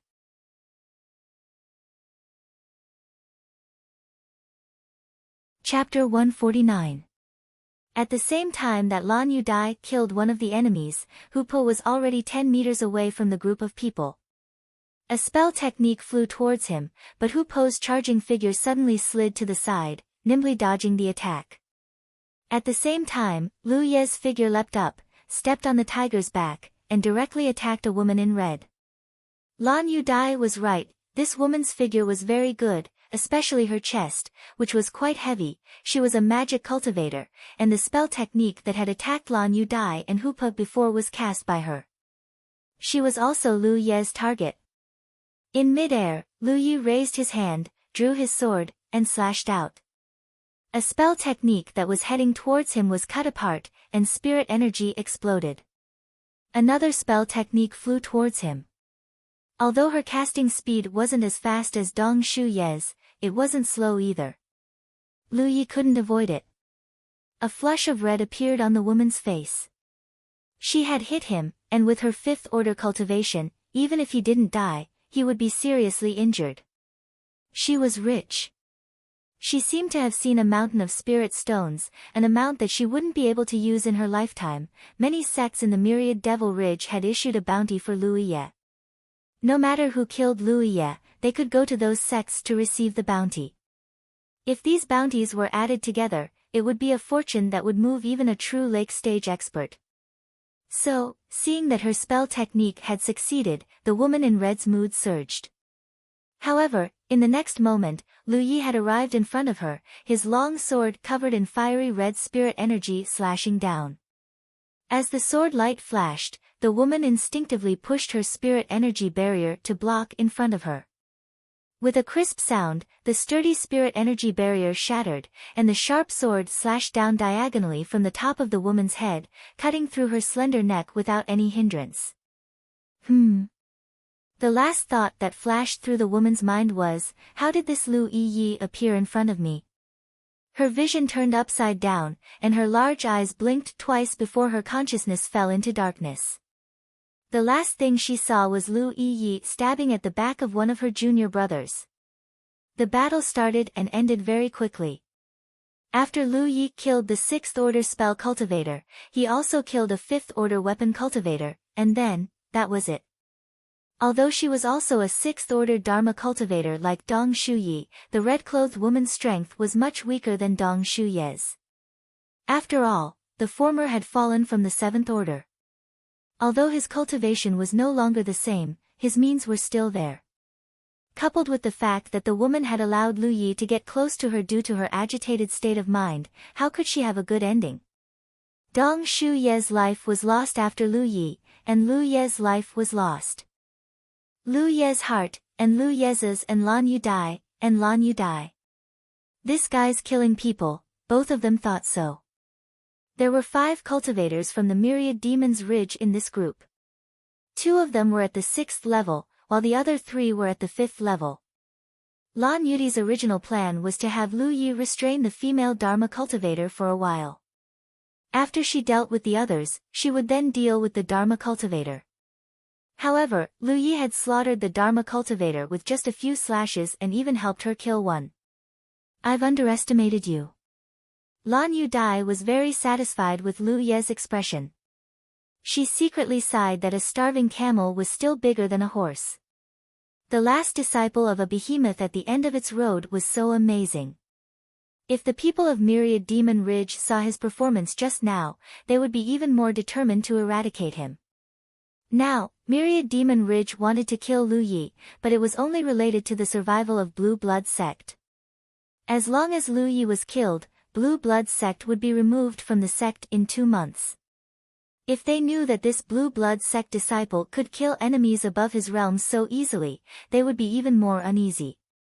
Once such a person grew up, he would be a nightmare for any Myriad Demon Ridge force. As for the previous talk of having tender feelings for the fairer sex, it didn't exist. The beautiful female cultivator's eyes were still open. Let's go.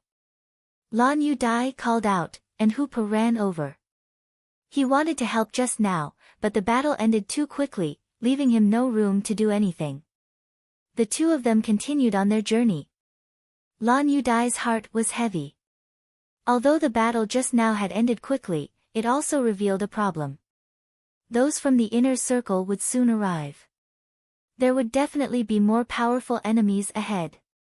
If those from the inner circle arrived, the core circle wouldn't be too far away. When the time came, the situation would be beyond her ability to deal with. Which sect was that? Lu Yi asked. Who knows? Lan Yu Dai replied. What are you doing? Remember them. Lan Yu Dai smiled. You're ambitious. She paused for a moment, then said, if we don't die after this mission, I'll go investigate for you. Then I'll have to thank you. No problem. As they continued on their journey, they occasionally encountered fierce battles. But, the cultivators they needed to deal with weren't too strong, so Lu Yi and Lan Yu Dai were able to hold on by working together. Along the way, Lan Yu Dai would occasionally send out a message or search for information, as if she was contacting someone. 2 days later, she sighed and a trace of sadness flashed in her eyes. She sent out a message to Lu Yi. Chi Xian and the others have consumed too much energy. We can't catch up. Do we have to wait for them? We can't wait. Lan Yu Dai shook her head. There will be others ahead to receive them. Lu Yi nodded. For the next half a day, she was relatively quiet, as if she wasn't in a good mood. Lu Yi didn't know what she had encountered. In the evening, she suddenly raised her head and pointed in a direction. Run in that direction. No matter what you encounter, don't stop. Try your best to avoid fighting with those from the Myriad Devil Ridge. She crouched down on the tiger's back again. Where are you going? Lu Yi frowned. There are a lot of people from the myriad Devil Ridge ahead. I'm going to pin them down. She turned her head and gave Lu Yi a deep look. Don't die. After saying this, she rushed out like a cheetah. Hoopa continued to advance in the direction she pointed. After a short while, spiritual power fluctuations came from the side. It should be Lan Yu Dai and the people from the myriad Devil Ridge fighting. As the battle grew louder and louder, Hoopa carried Lu Yi and quickly left. In the jungle, several corpses lay on the ground, blood and severed limbs scattered everywhere. The originally dense jungle had been cleared out by the aftermath of the battle. In the middle of the battlefield, Lan Yu Dai, who was holding 2 scimitars in her hands, was dancing. 3 myriad Devil Ridge cultivators were fighting fiercely with her. Judging from the aura, the leader was a 7th order cultivator, a 6th order cultivator, and a 5th order cultivator. With the 7th order cultivator as the main force and the other 2 as support, the 3 of them attacked continuously. Lan Yu Dai already had several wounds on her body, and her clothes were dyed red with blood. In such a situation, even if she wanted to escape, she wouldn't be able to. Not to mention, there was still a 6th order cultivator nearby, eyeing her covetously. From time to time, he would cast a spirit technique, making it impossible for Lan Yu Dai to defend herself. At this moment, she seemed to have gone crazy. Lavender lines had appeared on her cheeks at some point, making her look both beautiful and bewitching. Although she was outnumbered, Lan Yu Dai's aura was more powerful. Her 2 scimitars danced around, causing the 3 cultivators to be shocked. They didn't know what was wrong with this woman. The 7th order cultivator was complaining incessantly. 80% of Lan Yu Dai's attacks were aimed at him, as if she wanted to drag him down with her even if she had to die. In the midst of the fierce battle, a tiger's roar suddenly came from the side. Both sides were startled. The myriad Demon's Ridge cultivators raised their heads and saw a large snow-white tiger springing out from the side and charging towards them. A large snow-white tiger. Their expressions brightened, and one of them shouted, Lu Yi is nearby. No wonder this woman is so desperate. It turns out that she's covering for Lu Yi. While everyone's attention was on Hoopa, a figure had already silently climbed onto the back of the spell cultivator standing outside the battle circle. That spell cultivator's body suddenly sank, and his instincts told him that something was wrong. A sharp and ruthless howl sounded in his ears. For a moment, his mind was distracted, and the technique he was about to use on Lan Yu Dai was interrupted. A gust of wind hit him from behind, and he felt a slight pain in his neck. Out of the corner of his eye, he saw a person rushing past him. He wanted to raise his hand, but he found that he couldn't control his body. Lan Yu Dai, who was facing him, immediately sped up her attacks, her 2 scimitars turning into scimitars that filled the sky. Lu Yi rushed to the edge of the battlefield in a few steps and slashed his scimitar at the 6th order cultivator. The 6th order cultivator was originally wandering around the edge of the battlefield, restraining Lan Yu Dai's energy. His attention was attracted by Hoopa, so he couldn't react in time. The scimitar slashed open a huge wound on his back, piercing his internal organs. The 6th order cultivator let out a blood-curdling scream, but it stopped abruptly as the long scimitar pierced through his heart and came out of his body. The remaining 2 6th order cultivators turned pale with fright. Originally, they had the absolute advantage. Although many of them had died, that was because of Lan Yu Dai's sneak attack. The sneak attack of a 7th order ghost cultivator wasn't easy to resist. Fortunately, they had already stabilized the situation, and as long as they delayed, they would be able to take down Lan Yu Dai. But at this critical moment, Lu Yi suddenly attacked, killing 2 6th order cultivators in a flash. 2 against 2. Lan Yu Dai suddenly slowed down her offensive, causing the 2 myriad Demon Ridge cultivators to be unable to adapt. Lu Yi had already found the 5th order cultivator with his scimitar. After 2 slashes, the 5th order cultivator's face turned pale. Although they were both fifth-order cultivators, he discovered that he couldn't compete with Lu Ye's speed or strength. He barely managed to block the third slash, but his body couldn't stop itself from falling backwards, leaving his chest wide open. This sixth-order cultivator was quite clever.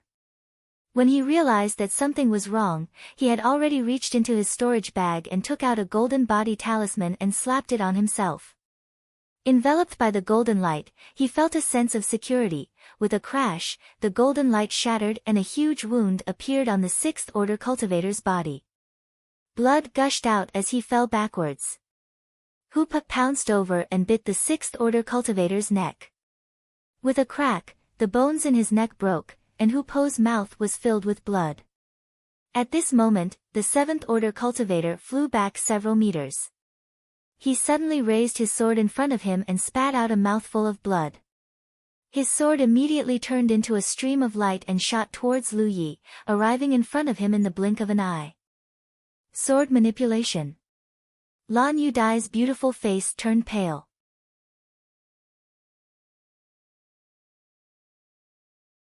Chapter 150. As Lan Yudai cried out in alarm, the short knife in her hand flew out, aiming directly at the sword light. However, the sword light was extremely fast, and the knife slashed at empty air. The sharp sword light arrived in front of Lu Yi in the blink of an eye. Lu Yi felt a sense of crisis he had never felt before. At this moment, his whole body went cold as he felt the aura of death enveloping him. At this moment of life and death, a larger and more solid spirit inscription appeared in front of him. Almost at the same time, the sword light arrived. Kacha, the sturdy spirit inscription only managed to block the sword light for a moment before it shattered. Even if Lu Yi desperately pushed his spirit energy, he couldn't stabilize it. Fortunately, this momentary block allowed him to lean to the side. As the sword light flew past him, Lu Yi felt a slight pain in his neck.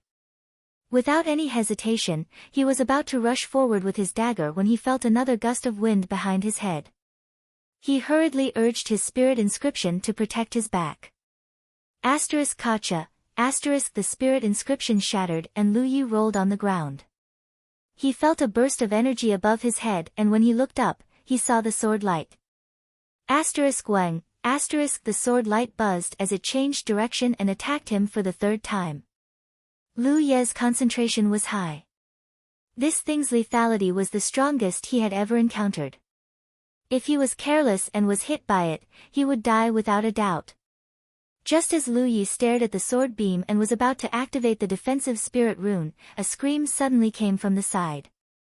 Accompanied by the scream, the sword beam retracted and returned to its original appearance as a long sword before falling to the ground. Lu Yi followed the voice and looked over, only to see Lan Yudai holding a dagger and stabbing it into the seventh-order weapon cultivator's chest. The weapon cultivator didn't die immediately, but his expression was fierce as he shouted, "You can't escape."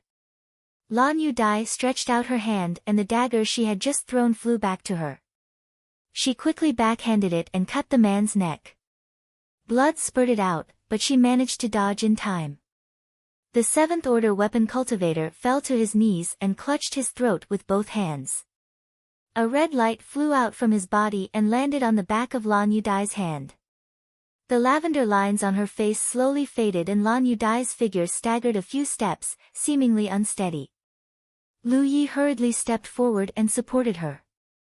"Let's go," Lan Yudi urged. There were spirit force fluctuations nearby. The commotion caused by the battle here must have alerted the surrounding cultivators. However, from how Lan Yudi had come alone, there was a high chance that she was from the Myriad Devil Ridge. Lu Yi grabbed her body and leaped onto the tiger's back. Hoopa immediately started running. The spiritual energy fluctuations behind him slowly faded away, but Lu Ye's expression was extremely dignified. He could feel that there was something wrong with Lan Yudi's situation. Just now, she had used some kind of secret technique that required her to pay a certain price. Now that the battle was over, her aura had become somewhat weak and her body was burning hot. Yi was already scouting ahead, looking for a suitable hiding place. As night fell, Lu Yi brought Lan Yudi to hide in a cave, which was found by Yi. After putting Lan Yudi down from the tiger's back, Lu Yi furrowed his brows. This woman's body was covered with injuries and he hadn't had the time to deal with them. What was even more troublesome was that this woman had actually fainted. Her injuries were more serious than they appeared on the surface. Treat her injuries, Lu Yi ordered. He then took out the medicinal powder and clean cotton cloth that Hua Xi had given to Yi. Yi immediately came out. During her time at Ying Mountain, she had learned a lot about medicine from Hua Xi and Ruan Yu. Although she didn't have any special treatment methods, she could still bandage simple wounds. Hua Xi had specially concocted these medicinal powders. They were extremely effective on wounds like swords and sabers. While Yi busied herself, Lu Yi sat cross-legged. He took out some spirit pills and swallowed them to replenish his spiritual energy. In the latter half of the night, Lan Yudi slowly woke up. She cautiously stood up and observed her surroundings. Only then did she let out a sigh of relief. Lu Yi threw a piece of jerky at her. She reached out and took a bite. After eating a bit and recovering a bit of strength, she said hoarsely, "I was too careless. I thought I could escape." If Lu Yi hadn't suddenly turned around to look for her during the day, she definitely would have died in that place. "Are Qi Xian and the others dead?" Lu Yi suddenly asked. Lan Yudi looked at him in surprise. She didn't know why Lu Yi would suddenly ask this. She had never told Lu Yi about the deaths of her fellow disciples. 2 died. Lan Yudi's eyes dimmed. Lu Yi was silent. He didn't even know which 2 had died. Lan Yudi said, "You should go on your own. Bringing me along will slow you down. With my injuries, I won't be able to fully recover in a short time. I'm afraid I won't be of much help if we encounter any enemies along the way. Let's go together." Lan Yudi was a bit annoyed. "I already said that going together will slow you down. Don't you understand?" "I understand." "Since you understand, then go on your own." Lu Yi looked up at her and insisted, "Let's go together." Lan Yudi said in a low voice, "I think you really don't understand human language. Do you know that for this damned mission, 2 of my junior brothers and junior sisters died? I didn't even know you before. I only came to find you on the orders of my sect. You're not my son, so why should I fight to the death for you? Why should we, the younger generation, bear the grudges of the previous generation? But do you know that in places where you can't see, there are many people who are entangled with the cultivators of Myriad Devil Ridge just to prevent them from coming to find you?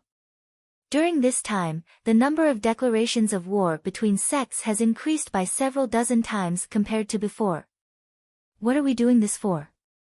What are they doing this for? Isn't it because they want you to live? So, hurry up and leave. Don't let my 2 junior brothers and junior sisters die in vain. Don't let those people who are secretly working for you die in vain." Lan Yudi said a bunch of nonsense. She thought that Lu Yi would listen to her, but who would have thought that Lu Yi would just sit there indifferently and look at her? "Are you done?" Lan Yudi was speechless for a while. Finally, she choked out, "This old lady really wants to beat you up." Lu Yi sighed and said, "Half a year ago, I was just a slave miner in Evil Moon Valley. I was rescued by Grand Heaven Alliance and was guided by someone to join the Blue Blood sect. However, before the sect master could bring me back to the sect, I was intercepted halfway. The sect master was forced to send me to the Spirit Stream battlefield. I don't even know what the Blue Blood sect is like. These days, I only have one goal, and that is to go to the Blue Blood sect's encampment. As you said, why should we, the younger generation, bear the grudges of the previous generation? Including you, including me, we don't even know what happened to the previous generation. But I think that since I have already joined the sect and have been branded with it, I naturally have to bear the grudges of the sect. This is something that no one can avoid. In the past 6 months on the Spirit Stream battlefield, although I have reached the 5th order, compared to this vast battlefield, what is it? How can I, Lu Yi, with my small body bear the weight of the game between the two camps? Why should they put me at the center of this battle? But since I am already involved in this dispute, I can't stay out of it. I also just found out that many people were secretly helping me, and many people died because of it. I don't want to say that their deaths have nothing to do with me.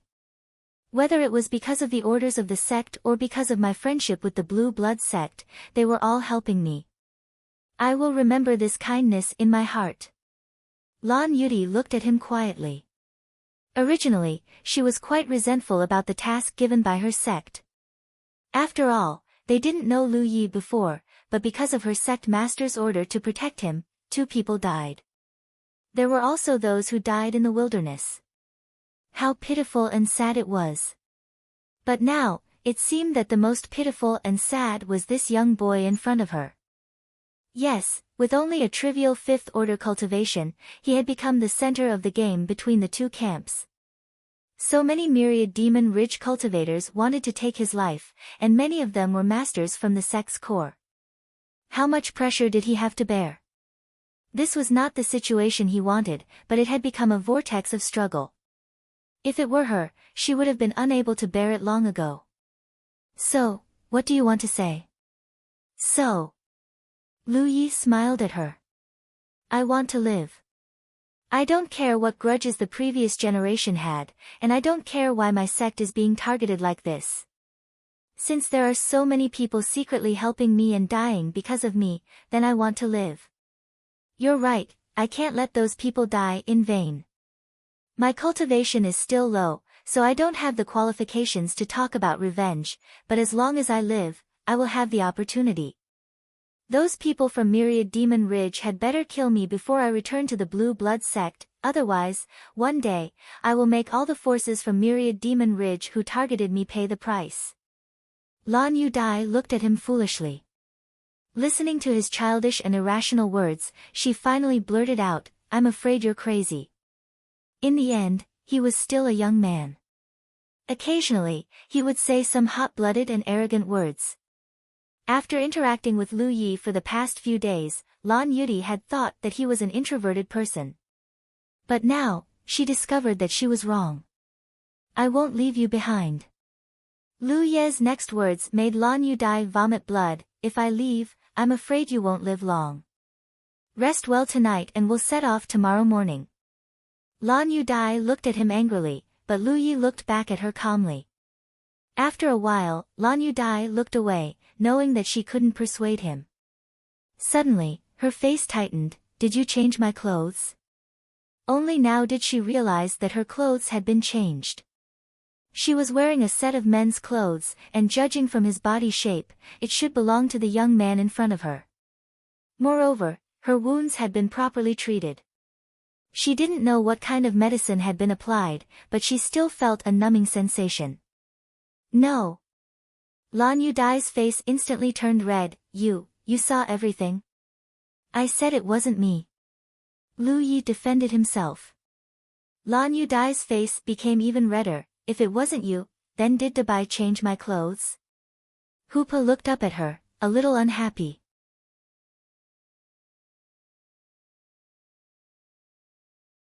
Chapter 151. Before dawn, the two set out again.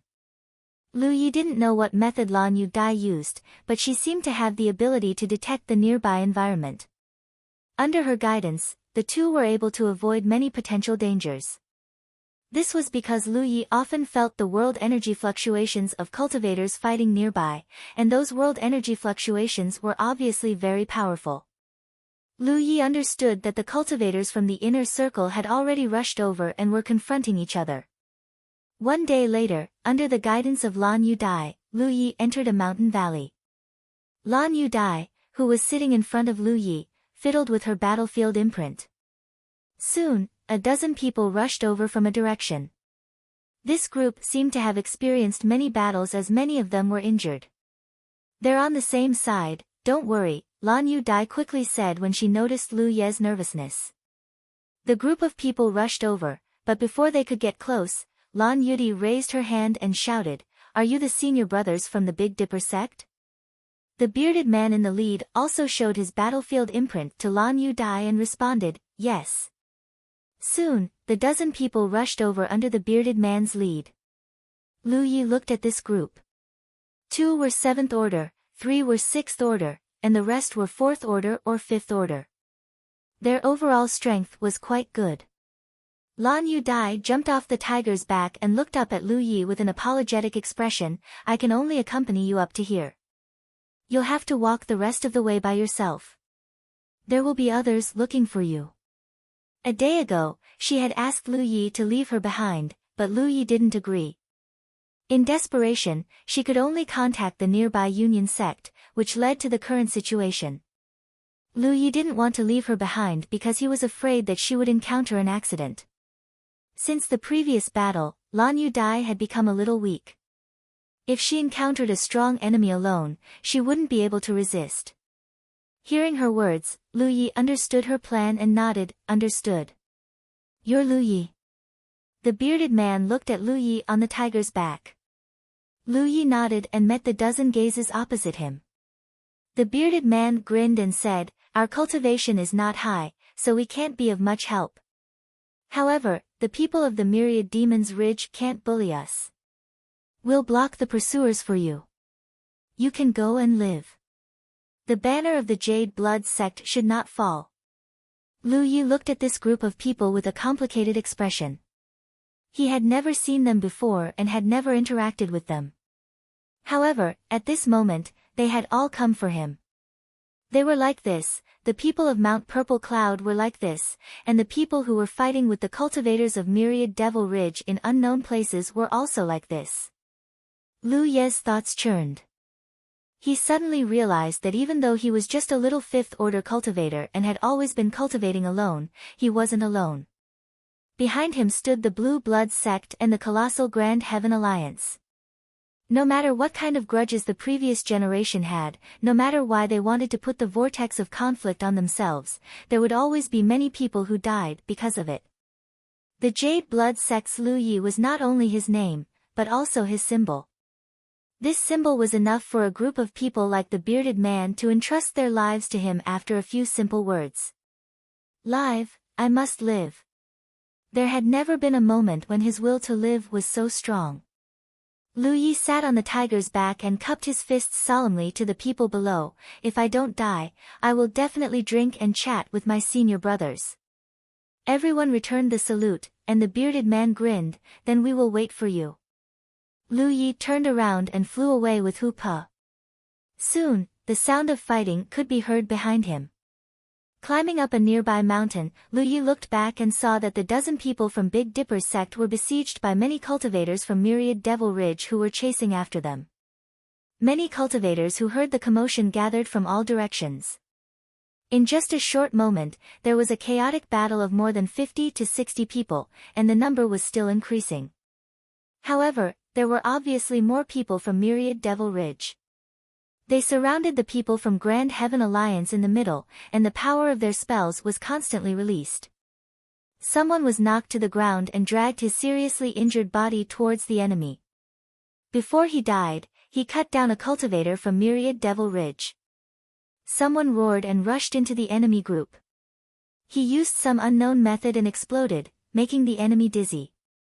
He saw that the bearded man had been slashed several times, and blood splattered everywhere, but he did not retreat. He saw Lan Yudi dancing among the enemy group again, and her twin sabers turned into saber light that filled the sky. Hu Pa paced restlessly. Lu Yi suppressed his urge to rush over and took a deep breath. He roared to the sky, Lu Yi of Jade Blood sect is here. Lu Yi is here. Here. This earth-shaking roar reverberated in the valley continuously. It was accompanied by Hu Po's roar. Many cultivators from Myriad Devil Ridge who were rushing to the battlefield turned their heads and looked over, and they saw the figure of a young man riding a huge snow-white tiger on top of the mountain. Under the setting sun, the young man's figure was particularly eye-catching. Lu Yi is over there. Someone shouted. Go and kill him. Some cultivators from Myriad Devil Ridge withdrew from the battle and rushed toward Lu Yi. Even more people who had not joined the battle in time hurried over. Even some nearby cultivators from Myriad Devil Ridge heard the roar and turned around. Below the mountain valley, the pressure on Lan Yudi and the others immediately decreased. She retreated to her camp, her body covered in sticky blood. She looked in Lu Ye's direction and gritted her teeth. Bastard. The bearded man laughed. I suddenly feel that even if I die here, it will be worth it. By the time the Myriad Devil Ridge cultivators climbed up the mountain, Lu Yi had already run away. He was not stupid. How could he wait for death in place? He shouted mainly to reduce the pressure on Lan Yudi and the others. Otherwise, under such a siege, Lan Yudi and the others would be doomed. He didn't know how effective his actions were. Riding on Hu Po's back, Yang Kai looked back and saw figures constantly rising and falling in the sky. They were all 7th Order cultivators who had the ability to glide for a short period of time. He was relieved. With so many 7th Order cultivators running over, Lan Yudi and the others should not be in too much danger. It was not realistic for the pursuers to catch up to Lu Yi just by gliding. Compared to the second time he was chased by Dong Shai, Hu Po's speed had increased a bit. The blood lines on his scales were of great help to his body tempering. Therefore, Lu Yi wasn't worried about being caught by these people at all. What he was afraid of were the experts who came out of the core circle. Those fellows were all capable of flight. However, what he feared would happen. Not long after he started running, Lu Yi felt a sharp aura approaching him at an extremely fast speed. He hurriedly looked back and saw a streak of light flying over from behind. Judging from the speed of that person, it was most likely a 9th Order cultivator. Hu Po, run! Lu Yi hurriedly urged. Hu Po used all his strength, but he still could not get rid of the other party. The distance between them was constantly closing. At the same time, a familiar voice sounded, "Boy, you're dead." Hanjiu. Lu Yi immediately recognized the voice. It was Tai Luo Sek's Hanjiu. It was not surprising. Xia Jin had sent him a message before, indicating that the news had already reached Blue Feather Mountain. If Blue Feather Mountain could get the news, Tai Luo's sect could too. During the Dragon Spring Festival, Tai Luo's sect had suffered many casualties because of Lu Yi. In the Central Peak Hall, Han Jiyu did not hide her hostility and murderous intent towards Lu Yi. After the Dragon Spring body tempering, Tang Wu of Blue Feather Mountain personally sent Lu Yi to Peaceful East City to prevent Han Jiyu from killing him. As a result, even if Han Jiyu wanted to kill him, she would not know where to find him. As a 9th Order cultivator, she would not keep an eye on Lu Yi all the time. However, when all kinds of news about Lu Yi spread uncontrollably, Han Jiyu immediately realized that her opportunity had come. After the Dragon Spring Festival's defeat, she was scolded by the old guys in her sect. Her hatred for Lu Yi deepened. After learning that this guy was a disciple of Blue Blood sect, she immediately set off from Tai Luo sect station. Just as she was about to arrive, she heard Lu Yi shout, "Blue Blood sect's Lu Yi is here." This was really like someone giving her a pillow when she was sleepy. She immediately chased after him. In midair, Han Jiyu looked down at the fleeing figure below with a smile on her face. She raised her jade white hand and pinched a feather-like thing between her fingers. Judging from the light on the feather, it was a spirit artifact. She was about to throw this spirit artifact out when a loud explosion suddenly came from a mountain below. Then, a figure shot up into the sky like an arrow and hit her flying spirit artifact. Han Jiyu's face changed and she quickly dodged, but she was still knocked down by the powerful impact. A figure surrounded by heat waves appeared diagonally above her. That person punched out.